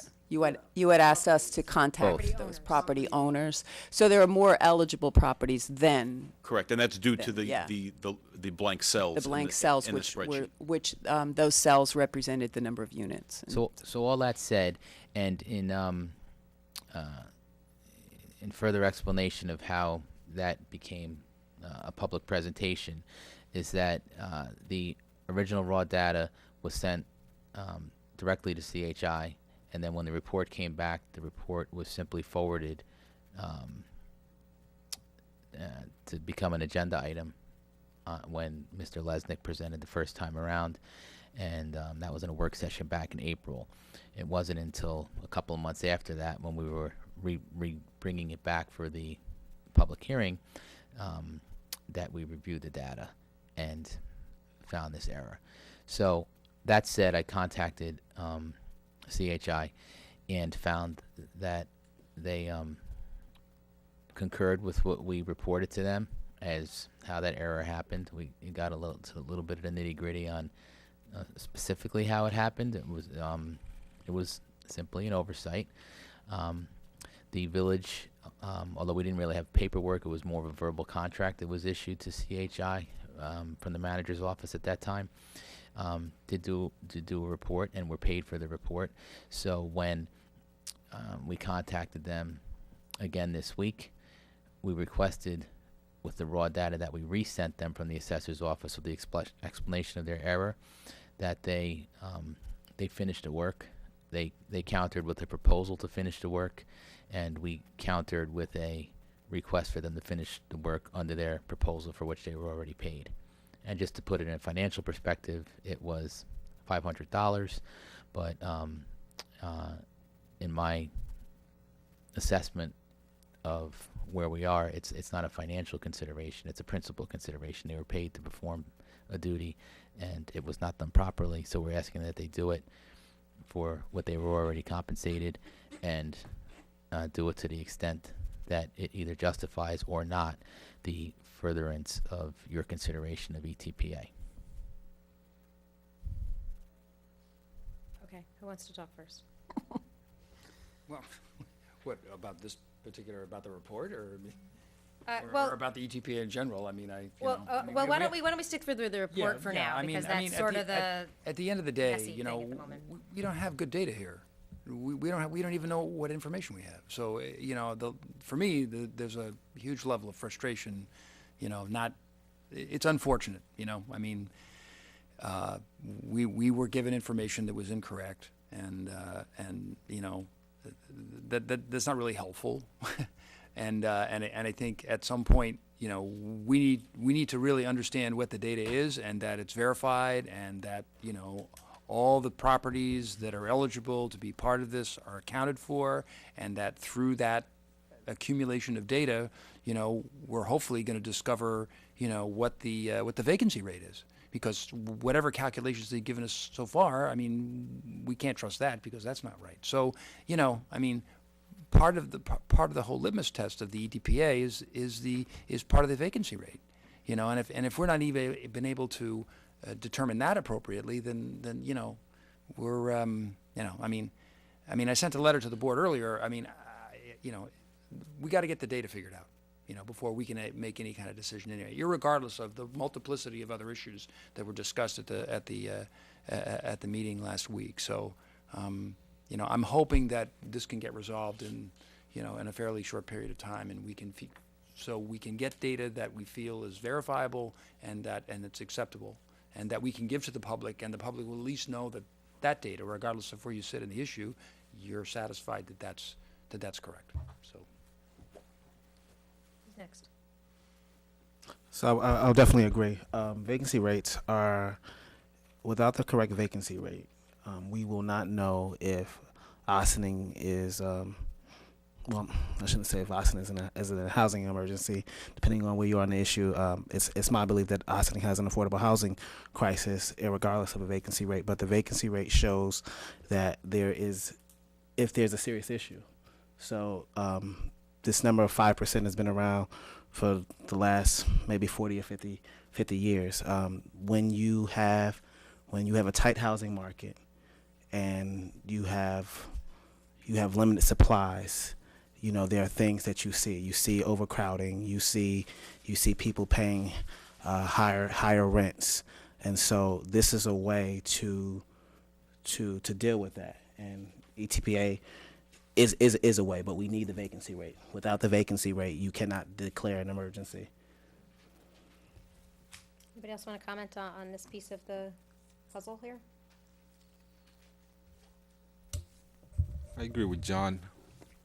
We definitely need, I think we spent a lot of time going through this process. I think we should have got the correct data on this particular point. Literally, it's more like, I don't want to say start from the beginning, start from scratch, but we have done a lot of the homework already, but we don't even know if we are there or not. So if we're not, then we just waste a lot of time and the time that we could have been using for something else. I guess part of the question that you, Paul, had is, and I'm not sure if you mentioned how much more these people are asking for the additional services. Well, what they gave us was a proposal for $2,500 to. Additional to the $500 that they already were paid. Yes, and all we got back is a counter when I requested that they just do what they said they were going to do initially with the raw data that we recollected on their behalf. We did want some peace of mind, so we did secure that directly from the assessor instead of just making the connection with the assessor, and reviewed it prior to passing it along. However, we did ask them to start, to use your lingo, from scratch so they can reproduce from the beginning with the original raw data, and they said they would do that for $2,500. But again, at this point, well, I am bringing it forth to the board only if they don't agree with my original request in the email, which I'm still recommending be the solution. Meaning that they go back and do the work completely the work. to the degree that was originally expected for the amount that they've already been paid. Correct. If I may, Mayor and Board, one thing to note is that they had agreed on the fee prior to receiving the list. So it's not that they say, oh, there's going to be more work, that's why it's going to be more money. They had given the fee prior. So if they were given the list and found more properties, the price would not, the fee would have not changed. Again, they actually agreed in my recap with Mrs. Saritani to do it for a very incidental $250, and then when the list was sent over and the study was done, I think a bill came in for $500, which ended up being processed and paid. And then when we reviewed what was here a couple months later, when we were getting ready to put it on a resolution so we can all bring ourselves up to speed, namely me, that's when the errors became realized, and we're here tonight explaining it. So, I'm I'm sorry. You're gonna- I'll be supporter of you. If they were paid to do a job, they should honor that. That's just me. I'm not sure how the board will feel about that, but we need to continue this. We already, I don't want to say halfway, but we already started the process. So they need to honor that portion of the fee that I was paid, and they agreed for it. So. What's remaining, just to get your arms around where the bulk of the work is getting the contact information for the property owners. They've already been given the property owner name and contact information, but they need to verify the phone numbers. We did ask that they go back and check our numbers, so we can't get, we can't be the point of error. So we want them to check that out themselves and verify what we gave them as raw data, but we did take a bulk of their work from them. They still have to call each and every landlord associated with those properties to get a documented vacancy rate in those parcels. So in addition to all the frustration leveled here, practically speaking, it's a legal issue. The word emergency, while highly emotional, is a legal issue of what constitutes, and it's the 5% mark. So we may be there, we may not be. I'm disturbed by the fact that this group was recommended by Mr. Lesnick to begin with, and they were supposed to be experts in something, as is his agency, and so far haven't fared well on a number of issues, right? I consider it unethical to give an estimate and then sort of change it midstream. We hired consultants, I thought, because we weren't able to do this ourselves, this work. That, I assume, is why we hired. And I would also say that it's time to start actually understanding the cost of all this, because it is unfair to tell taxpayers that it's $500 or $2,500, because your hours cost money, your hours cost money, and your hours cost money. That could have been spent on the stuff we saw earlier on the screen, because if they had done their job correctly, right? Then you wouldn't have all spent all this time. You would have analyzed, looked at it, done a quickie sort of look and said, hey, this sort of makes sense. So sort of John's frustrations up a few notches, because it's really important for people to understand that this information sets the bar of whether we can even pursue this or not. Once that's done and the occupancy might be, below the 5%, then it's sort of a no-go decision. And a lot of people are getting, all involved and worked up. And then we have this numbers issue that should have been more than, it's an Excel error. Because now I understand if you have the cells empty on Excel, that's why there was an error. I don't know from this conversation, though, if they say, we're really sorry. We're sorry you don't like our work, but we're insisting on the money, what you're planning to do. Maybe you don't want to discuss it publicly because somebody might be watching it, but I don't know what the plan B is when they say, sorry. That sounds threatening. So, no, I mean, No, I think you're saying you're Plan B going back to them, so I don't know what the plan B is. Well, if they say, I'm sorry, it's not our fault, whatever they say, The it doesn't plan, matter. the plan B, which will be the plan C or the D, wherever we get to, we'll figure it out. Okay, It's that's not- fair it's- enough. It's not. You'll figure it out. Insurmountable. There's a little learning curve involved. Okay. Again, with me specifically bringing myself up to speed, Okay. I'm still not sure that, in addition to the numbers that were presented in error, if I think it was an 85% contact rate is Yes, satisfactory they mentioned that either. at the meeting. And I really don't have a clear, no one's pointed out for me clearly where it states 85% is satisfactory to deem an emergency either. Maybe, does it have to be 100? Does it have to be 50? I don't know that either, and I can't find it anywhere. So, again, we'll get there. Okay. I think I want to perhaps bring this to a close and sort of wrap up what I'm hearing from everyone. Last week's meeting was very lengthy, but everybody who wanted to speak Bless you. had an opportunity to speak for as long as they wanted to, and many of them took 7 minutes, and they have submitted their comments in writing, often even when they did speak, and we have gotten many comments in writing since. My office hours yesterday started late and ended very late, and some people couldn't even wait long enough to be able to see me because it was a very busy day, and this was the only subject of discussion during office hours, and I expect that will continue to be the case for some time. And that's kind of what we asked for. This is a learning process. That's what we said last week, and we're not in a hurry to do something that isn't going to be good for Ossining or that we don't fully understand. And I think we're coming to the conclusion tonight that there's just some actual factual data that we don't have on hand to be able to make an informed decision. But I want to remind everybody why we came down this path to begin with. We have big picture goals of preserving the character of this community, and part of that is the diversity. You ask anybody in Ossining, what's special about Ossining? Why is it different from other communities in Westchester? And it's the diversity. And ensuring that we preserve diversity in the affordability of our housing stock, from people who are the very wealthiest people in the world to people who need a lot of support in our community, and everyone in between. Just letting the brilliant hand of the market handle that is not always going to preserve housing at every level.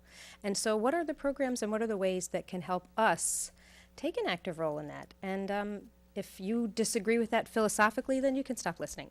If you believe there's some role for government to play, then there are different ways for us to do that. And that's why we have the Affordable Housing Law. And we may revisit the Affordable Housing Law, and that may very likely change. But right now, there's a 10% set aside in any large development, 6 or more, that is set aside for people with 80% area median income. A lot of these apartments that would be included in the ETPA are going to have people living in them that are 50 and 60% area median income, or even 30% area median income. And we see a dearth of housing in that regard and a high need for housing in that regard. So either you build more and you include affordable housing as a component there, or you preserve what you have. I think the gold standard is like the ribbon cutting we had 2 weeks ago at IFCA, where you took substandard housing that was really a detriment to our community and not very appealing housing, and they went in and they renovated it. They created high quality housing that's going to be maintained and preserved as high quality housing from IFCA. That's great. I'd love to see that happen in every less than beautiful home in our community. That's a wonderful thing to see happening, to be able to preserve affordability in our community. But we do have a lot of apartments that some people can access, and we want to be able to make sure that as many people as possible continue to be able to have accessibility for homes in our community. That's why we started this. Is ETPA a tool that makes sense for our community? And we're figuring that out. We would never have put this on a public agenda for consideration if we had realized that we didn't have the full story in the numbers, that we had incomplete data, and we didn't even know if we were truly eligible to be able to enable this legislation, this New York State program. But I don't think it was an entire waste of time. I think every conversation that I've had with people on this subject has been valuable. And whether we enable ETPA or we do something else, the community is having a very significant conversation about this, and I am very confident we're going to end up in a better place as far as ensuring the diversity of housing available in our community for today and going forward. So as frustrating as this is, because it's embarrassing and it is a waste of time in part, overall, I believe in the end, this will have been a valuable place that we get to, even if the journey there is not as direct as we all wish it had been. So as far as next week is concerned, as a point of order, perhaps Corporation Counsel can help us understand. We called for the public hearing to remain open for the August 3rd meeting.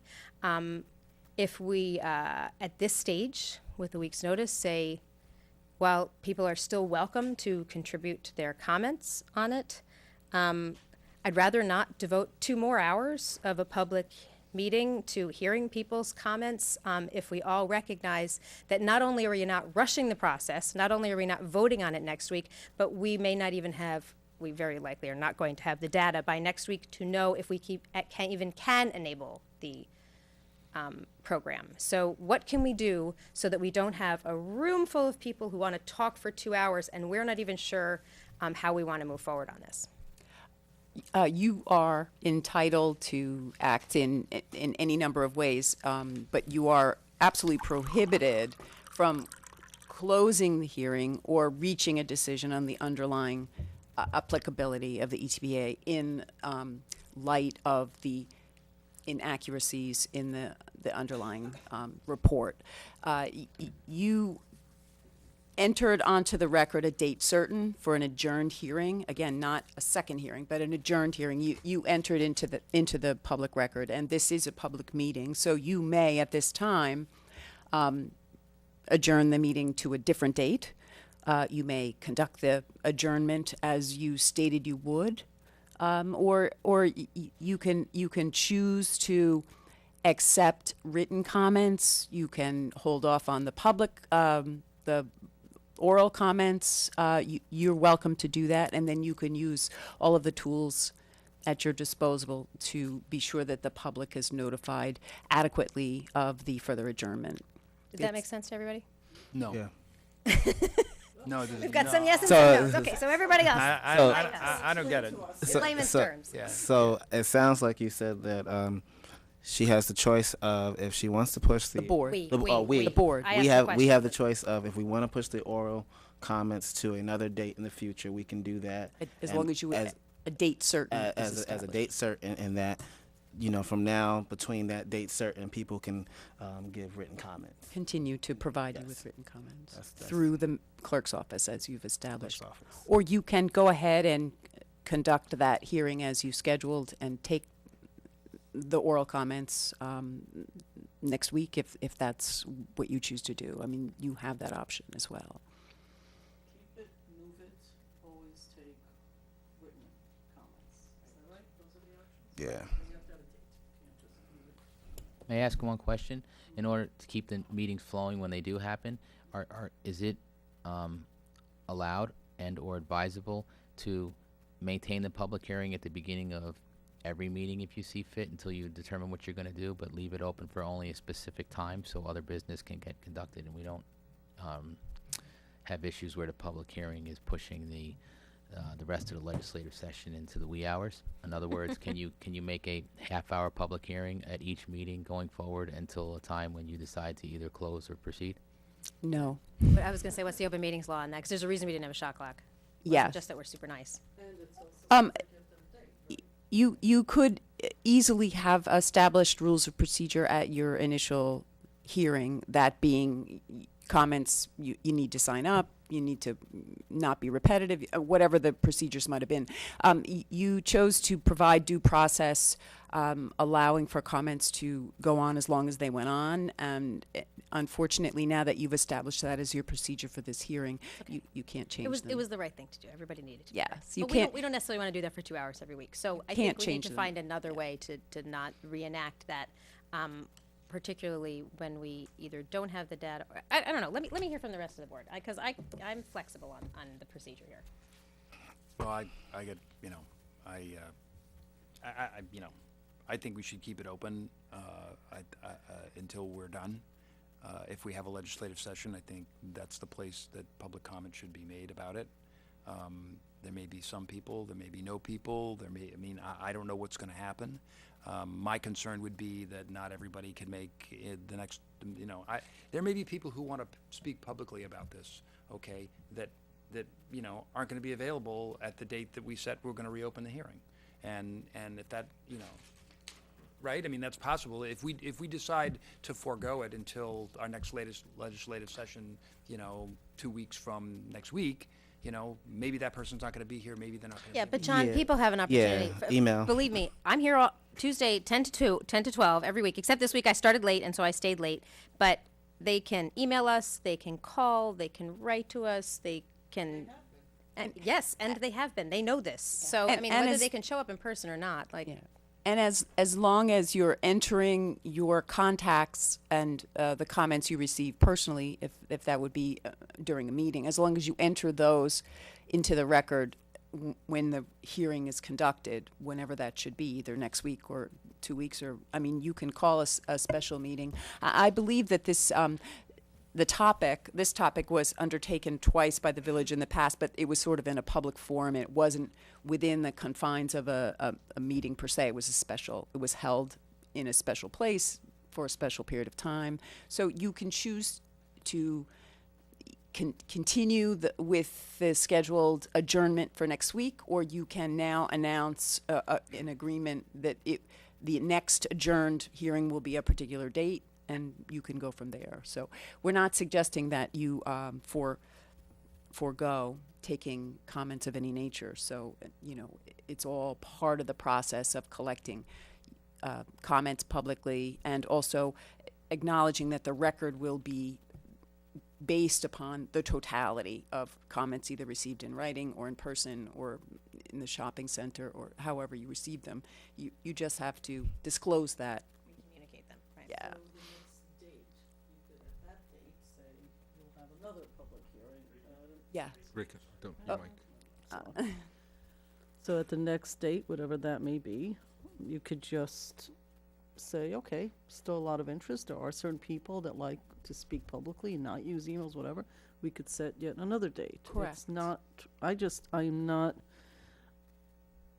I would prefer to do that, honestly, John, than to say at every legislative meeting, because it's very difficult to control people once they're in the room and, you know, stop here, move that. It's, you know, we could have 4 or 5 dates if we wanted to, I think, is what Sure, you're it- saying. Yes. We have to have at least one more because we said we were going to have 2. So we could do that. Well, you don't really state up front that you're going to have 1 or 2 or 3 or 4. What you do is you always have the We opportunity gave a date, though. We to- said August 3rd. to adjourn it to a Right. date Well, we certain. could tonight, because we're in a public That's what meeting, I'm we could saying. change it from August 3rd to Do something September else, 7th. right, and then at that point, if August we 4th feel or we want 5th. more, we can do it then as well.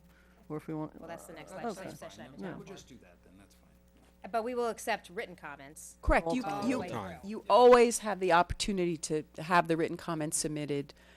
You always have the opportunity to enter those into the record when the adjourned hearing is then reconvened. So, do we need to go into What do we special need to session do? to be able to make a motion to change the date? I would suggest that you take a vote on the record, and we'll reflect minutes, and I can send those to the So clerk. we don't have to go into special session and. Not necessarily. Any action you take at a work session is considered legislative in nature, and I would be happy to.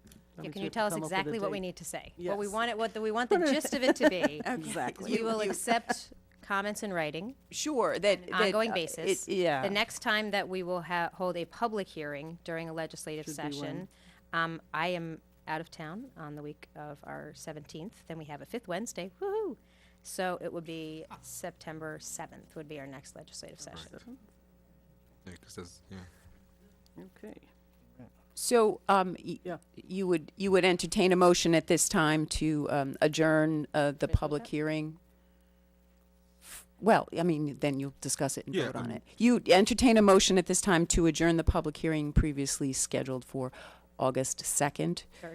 Third, to a date certain, that being September 7th, to be at or as close to 7:30 PM as possible at the Birdsall-Fagan Courthouse facility. And do we need to state that we'll continue to accept comments in writing at the clerk's That is office? correct. As always, the procedure is that written comments, because the hearing is open, and again, I can't stress enough, it's not a reconvening, it's not a new hearing. The hearing remains remains open, the public comments are welcomed Many, in, many weeks. yes, for as long as it takes for you to receive all of the hearings, all of the comments from people wishing to be heard. So do we need a motion and a second and a vote? Yes, I don't please. even So know how moved. to. Okay. Second. There we go. All in favor? Aye. Aye. Aye. People want to comment, I'm sorry. I just wanted to, I guess between now and then, we're gonna figure it out, the Yes. survey issue.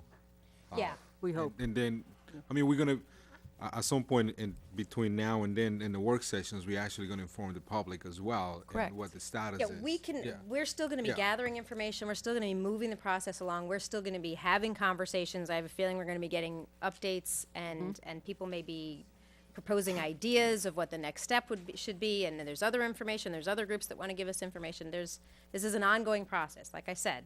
This is a learning process for all of us and for the public to see if this tool is helpful to our greater goal of preserving affordable housing in the community. And we're learning an awful lot. So now we have even more time to be able to do it, for sure. Yes. Thank you. All right. And I will offer assistance to Joseph and Paul in getting the notice out as necessary. All right, because last time you had a whole process in place.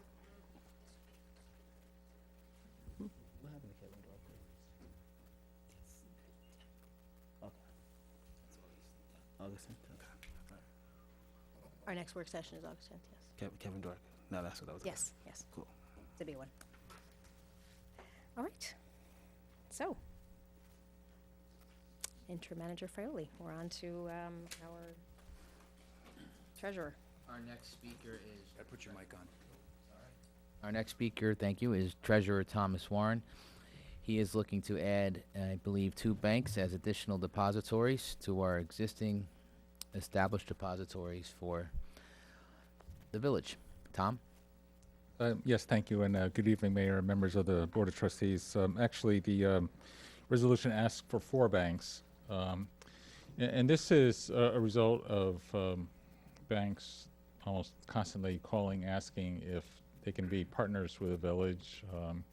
I've generally always been happy with the banks that we have here in the village, plus the one additional one that's on our list of depository banks. And I believe that it's good public policy to support the banks in the community in which you operate. But as we find through experience, many of the banks here in town just aren't interested in a banking relationship with a village because it's costly. They have to pay higher interest on the deposits. They have to provide pledge collateral. Also, some of the banks are just flush with cash, and they don't need additional deposits. And some of the banks just don't have banking managers for government operations, so they don't even like seek our business. But there's these four community banks, which are like smaller than a regular commercial bank, like Chase Bank or TD Bank and such. And they say that they can offer higher interest because they do streamline some of their expenses, like they don't have as many branches. They might have 1 or 2 branches in Westchester County and such. And so they are offering higher interest rates. But at the same time, sometimes our lower interest rates that we receive from the banks that we currently do business with, it's because they provide services. And like I've always said, there's no free lunch. There's a hidden cost to all these services, be it providing positive pay.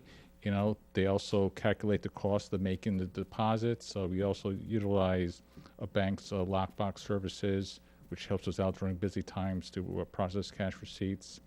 Also, we're now doing deposits electronically. And even though, there's a perception that cuts down on the bank's costs because we're doing the scanning of the checks for them instead of a branch teller, there's still a cost to processing these deposits as well. I told the banks that I would, bring this to a board meeting and ask the board if they were receptive, if we utilize some of these banks for investment purposes to try to boost our interest earnings.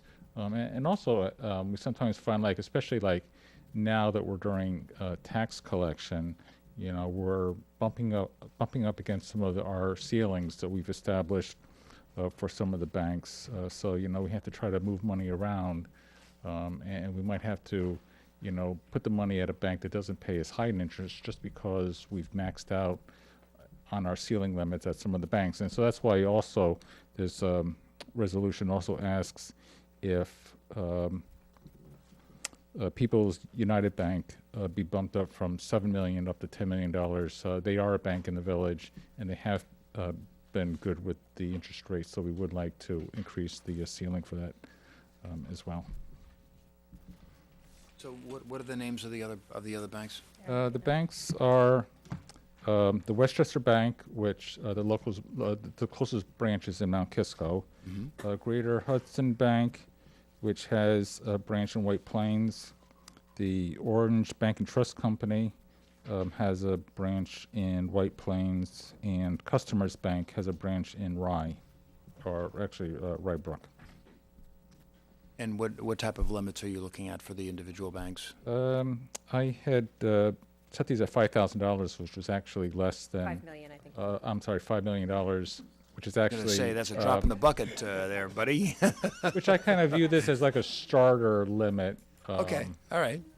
And you think by kind of parking some of the cash in these smaller banks that provide higher rates, it's just another opportunity for us to I guess, get a little bit more for our money, get our money working for us, right? Yes, and there's also another advantage. We experienced this last year when we went out to the bond market.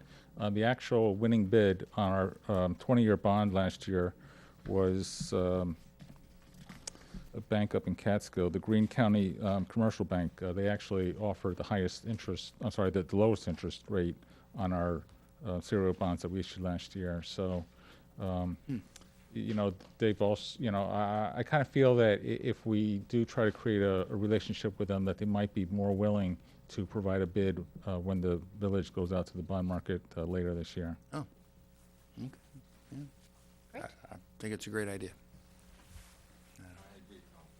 Thank you very much. Thank you for finding this opportunity and always looking out for us to have the best chances for good service and financial flexibility and better rates. Thanks. Thank you.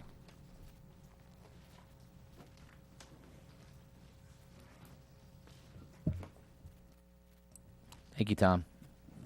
The next item on the agenda, and the last item on the agenda, is a capital project update. I know this is something that we've done traditionally at the end of each meeting with Manager Lyons. I believe that was started, and I think it's a good idea to continue that, in that it will keep the board in touch with a lot of the ongoing touch and feel projects that you see out there on the road, some of the larger procurement in the village for multi-departmental use, and some of the future projects that are slated for the village.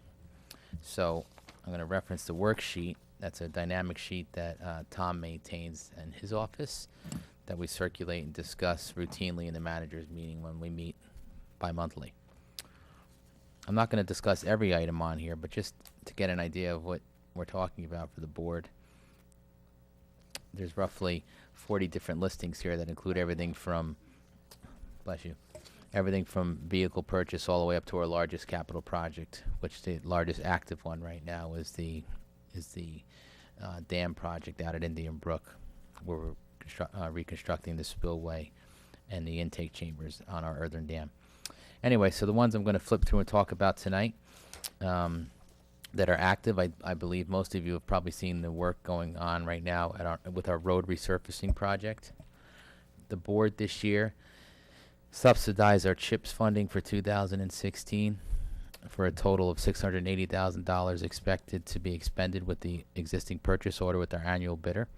That's going to include the reconstruction of Pine, and I say reconstruction because it's not a simple overlay. We did a lot of drainage improvements. We made some subsurface sanitary sewer improvements prior to paving, and we're also raising all the castings because we milled the road down to its sub-base. So when that's finished, that road should be lock solid for a good 25 years. Another good news letter that we received in my DPW office a couple of days ago was from the governor's office, the PAVE New York program that acts as a supplement to our CHIPS monies that we receive every year from the state, has just informed the village that their portion of the PAVE New York line item budget for 2016 is $47,000 and change.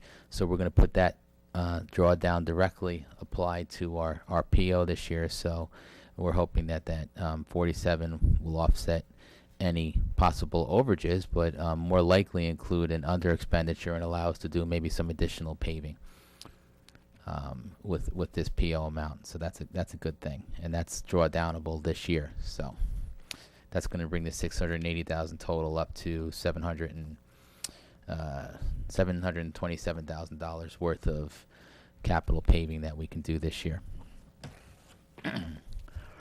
The second project that is touch and feel right now is the LED streetlight replacement program. I'm sure by now you've seen the Verity trucks, the green Verity bucket trucks out on the road in the village of Osting.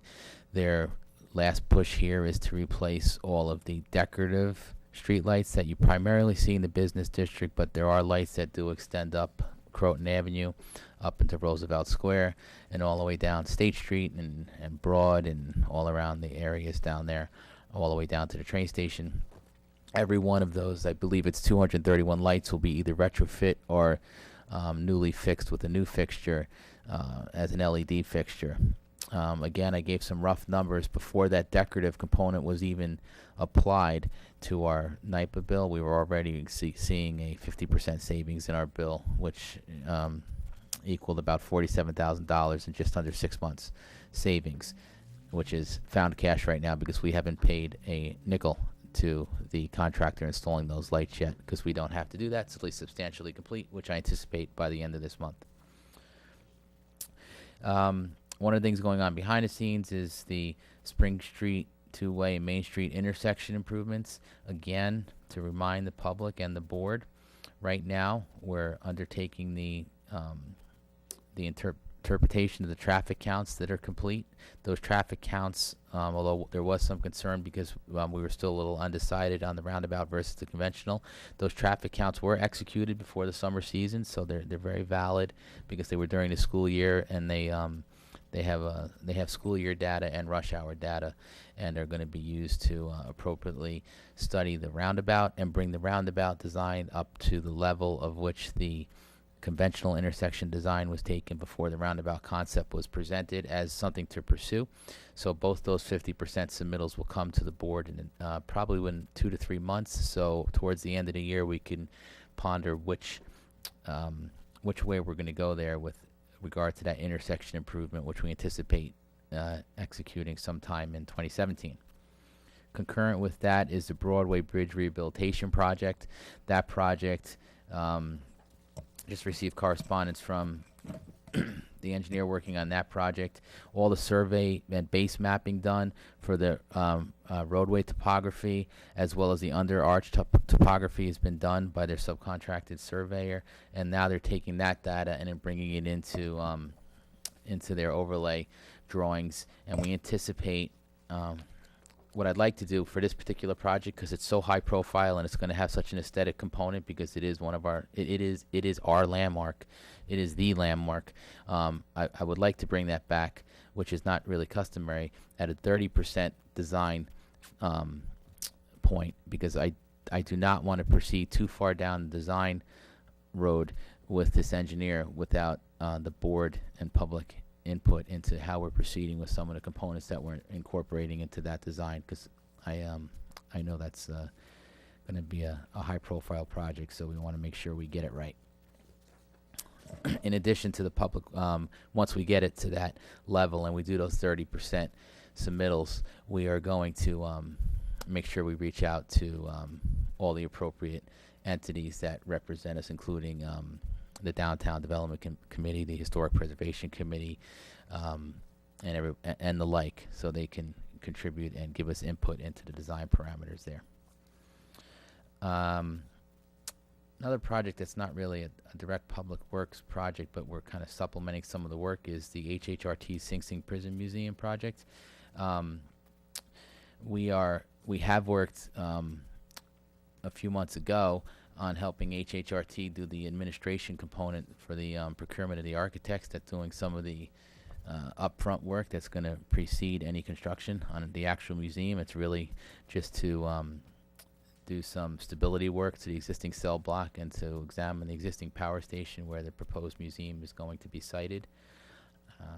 Some of the work we're doing right now to assist that effort is we are trying to reinvigorate the cultural center down at the Caputo Center, which is really an in-house work, but it's related to capital, but there's no capital borrow for any of this. We're trying to reestablish and reinvigorate the cultural center, which is the old Croton Aqueduct and the Sing Sing Prison Museum Cultural Center, to act as a nice amenity, which it is, to get that going again, to bring attention to the kill.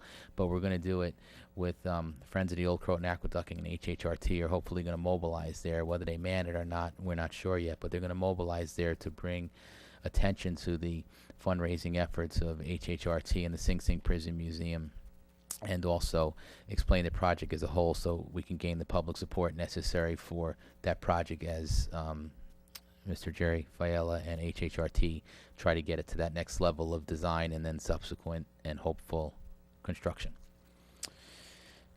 Another one that I will discuss with you is a smaller project, but will hopefully have a nice recreational and historic and visitor impact, is the Historic District Signage Grant. I know that's been in front of you a lot. That was really a long process because of the nuances that went into what information was contained on those signs, but I think there's 26 signs, if I'm not mistaken. They all are in our possession. We just made, or I just processed the last bill for that the other day. The total expenditure on the project was less than $30,000. We have all the hardware and the signage, and we're going to install those with highway personnel over the next couple of weeks. I have to rewalk it and go everywhere where we already walked with Miss Joanne Tall and get those set as she requested. And I think once we get those all set up, I'll bring it to your attention, but you'll probably see it long before that. When that does happen, we want to make sure that we have a big public outreach so that people are aware of how to take advantage of it. So we'll have to talk more about the communications part of that. Okay. Place. Got it. And no, I'll skip over that one for now. We already mentioned a little bit the IBM Reservoir, the Indian Brook Reservoir dam reconstruction project. That's well underway. The intake component's not started. They're still working on a spillway, which is going to take place now. So Andy has not been forced to drop the reservoir to a level where he can't use it. So we're really not executing any significant New York City purchase water that we haven't done in past summers with this usage. So he's still managing to keep up with the usage that's taking place right now during this very warm, dry summer season. So we were just at the plant the other day going over that, and all things are going well there.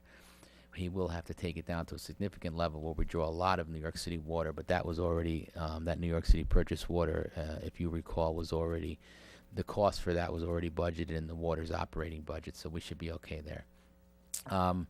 Another capital project, which was an equipment purchase that's already completed, but something that we just kind of resurrected, and Mr. Saratani finalized the other day with the Department of Corrections with the state. We've given the state, they had been asking for stuff historically. We finally got to them all the backup data for the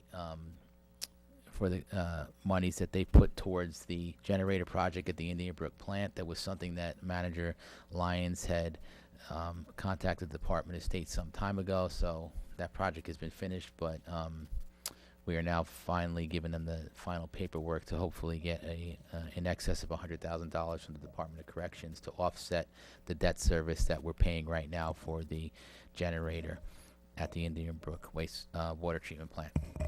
So the one that I skipped that I want to go over now, and Lori Lee and I were discussing this earlier as requesting to discuss it in continuing business, but I can discuss it in capital projects, is we had circulated an email, and we went back and forth a couple of times with how the board would like to proceed with Mr. Gareth Hawcom and the Village Dock extension. In that email, and I'm going to ask Lori Lee to append it because I know I'm going to leave some stuff out. In that email, what we were doing was asking for the board's support and approval to proceed with Mr. Gareth Hawcom's enterprise as the vendee for the village, to be the administrator of that grant in terms of us getting the money and then paying him, very similar to the way the money that comes from the state, rather, and it's similar to the way that we acted as the vendee for Harbor Square when they did the shoreline stabilization, which was a project that was administered out of DPW. It was not technically bid because it was done as it would be, but it was done by the developer. So this is the same premise here. He has secured the bid. He is going to do all the coordination with the subcontractors to do all the bathymetrics and the other design work associated with this project that needs to be done before we can actually put it out for construction bid. And we would take that money and pay him directly. Lori Lee, anything you want to append to that? I do. It would necessitate a contract directly between the village and his not-for-profit corporation, and he would be the contractor under the grant money. It's a reimbursement grant money, so there's a certain amount of business terms and conditions we'd need to put into place. It's similar to and slightly different from the shoreline stabilization grant, but it is a larger grant, as you recall from the presentation. It's a larger amount to be used exclusively for the design for the dock extension itself. And I believe there was a general consensus that the board would like to proceed with the larger amount, and with your approval this evening, we could proceed to work with Mr. Hoffman, the manager's office, and my department could proceed to work to get a contract that suits the needs of the grant recipient, that being Mr. Hoffman's not-for-profit, and also it will suit the needs of this department of I think this one's a DEC grant. The DEC would be contracted directly with Mr. Hoffman, and we would be contracted also with Mr. Hoffman, sort of invisible to the grant process. So if you would like, I could commence the drafting of that agreement and circulate that for your review, and we could put it on for approval to proceed with the contract. Okay. Yeah, I mean, thank you. You had provided us with the email thread, and I'm not sure that we were as responsive as we might have been to be able to move this forward in between meetings. So thank you for taking the opportunity to bring it up now. We've had multiple meetings about our desire to have this grant, this public peer, and this larger grant that allows us to bring the design further along so that it can be brought to construction. It is a little bit of an unusual approach. Gareth's nonprofit is a relatively small group, and I think this is he's taking on a role that's a little different than he has in the past. And I think we're really grateful for his efforts to move this forward and to very proactively look for a way that he can help have this public pier be something very special for the community. And I'm pleased that he is interested in taking on such an active role. And it's in some regard his character that I think we're going on, that we're going to develop this relationship with a relatively small nonprofit, which is quite different than having a relationship with GDC. Yes. So I guess that's the way in which it's quite different. But Gareth has volunteered his time and worked for the village for many years. I first knew him when I was on the EAC 5-6 years ago. So I'm very pleased to have him such an active participant in this and helping us with this project. And so I would be supportive of it, yes. Yeah, I mean, I guess Gareth was the one who like found the money, right? Correct. This grant, yes. Yeah, yeah. So in other words, he went out and did it, and he sort of needs us to be like the lead agency to. Yeah, we Correct. had a grant. It was just a smaller grant. Right, So when he got right. this bigger one, it allowed us Right. to Right. do things Yeah, more I in mean, depth, correct? I mean, The unusual aspect of this is it's a reimbursement grant. It's not they're going to provide us with the pot of money for us to be paying these subcontractors who are the Right. engineering consultants. It means that the village will be advancing and then through Gareth's efforts getting reimbursement under the grant money to our own coffers. I mean, as long as his corporation and everything complies with all the, the things that we need to do, I think it's great. He found the money. He's passionate about it. He loves our waterfront. I'm good. Sounds good to me. Okay, great. Sorry, thank you. No, I'm good with this as well. I mean, it's great that someone like him actually did all the work, and we just have to pretty much just reimburse the money. We're gonna get it back, so it's not a big deal. Correct. I'll put it on We for do have to, resolution. yeah, but the grant that we got, the village obtained, that pretty much we have to not accept. Pretty That much. is It's gonna correct. be. And how much was that again? That was 3,000? It was Yeah. less than that. yeah, it was less than that. Yeah, something like that. Yeah. But he got a grant of. 100. There you go. I'm good. And in either case, GDC is doing matching the cash portion, correct? Correct. I will put a resolution on and put a lot of whereases so everyone's clear what we're doing on his behalf and why this has come to this point. That would be for next week if that meets your, yes. Okay, Sounds great. good. Thank you. Thank you. For bringing it up, Paul. Thank you all. And that concludes the agenda items. Well, you know what? I will just comment because I hadn't pulled it up on my email before when you were talking about the paving, which paving is really kind of probably the thing that resonated most with a lot of people in the community because that's certainly something we hear about year round. But we did get an email from a very satisfied resident of Pine Brook Road who I can look back and see we have been emailing somewhat regularly about the condition of the roadway. Well, this is just since last June of 2015 that this thread was, and he said, I want to thank you for all your input and efforts to get Pine Avenue and Pine Brook Road repaved. Pine Brook was finished yesterday. I witnessed the entire process, and the village is to be commended for the first-class work that was put into the finished product. The sewers were fortified and updated, and the final paving has made the 8 houses in our cul-de-sac look fabulous. Pine Avenue is now being paved, and this should bring this beautiful area of Ossining into the modern age.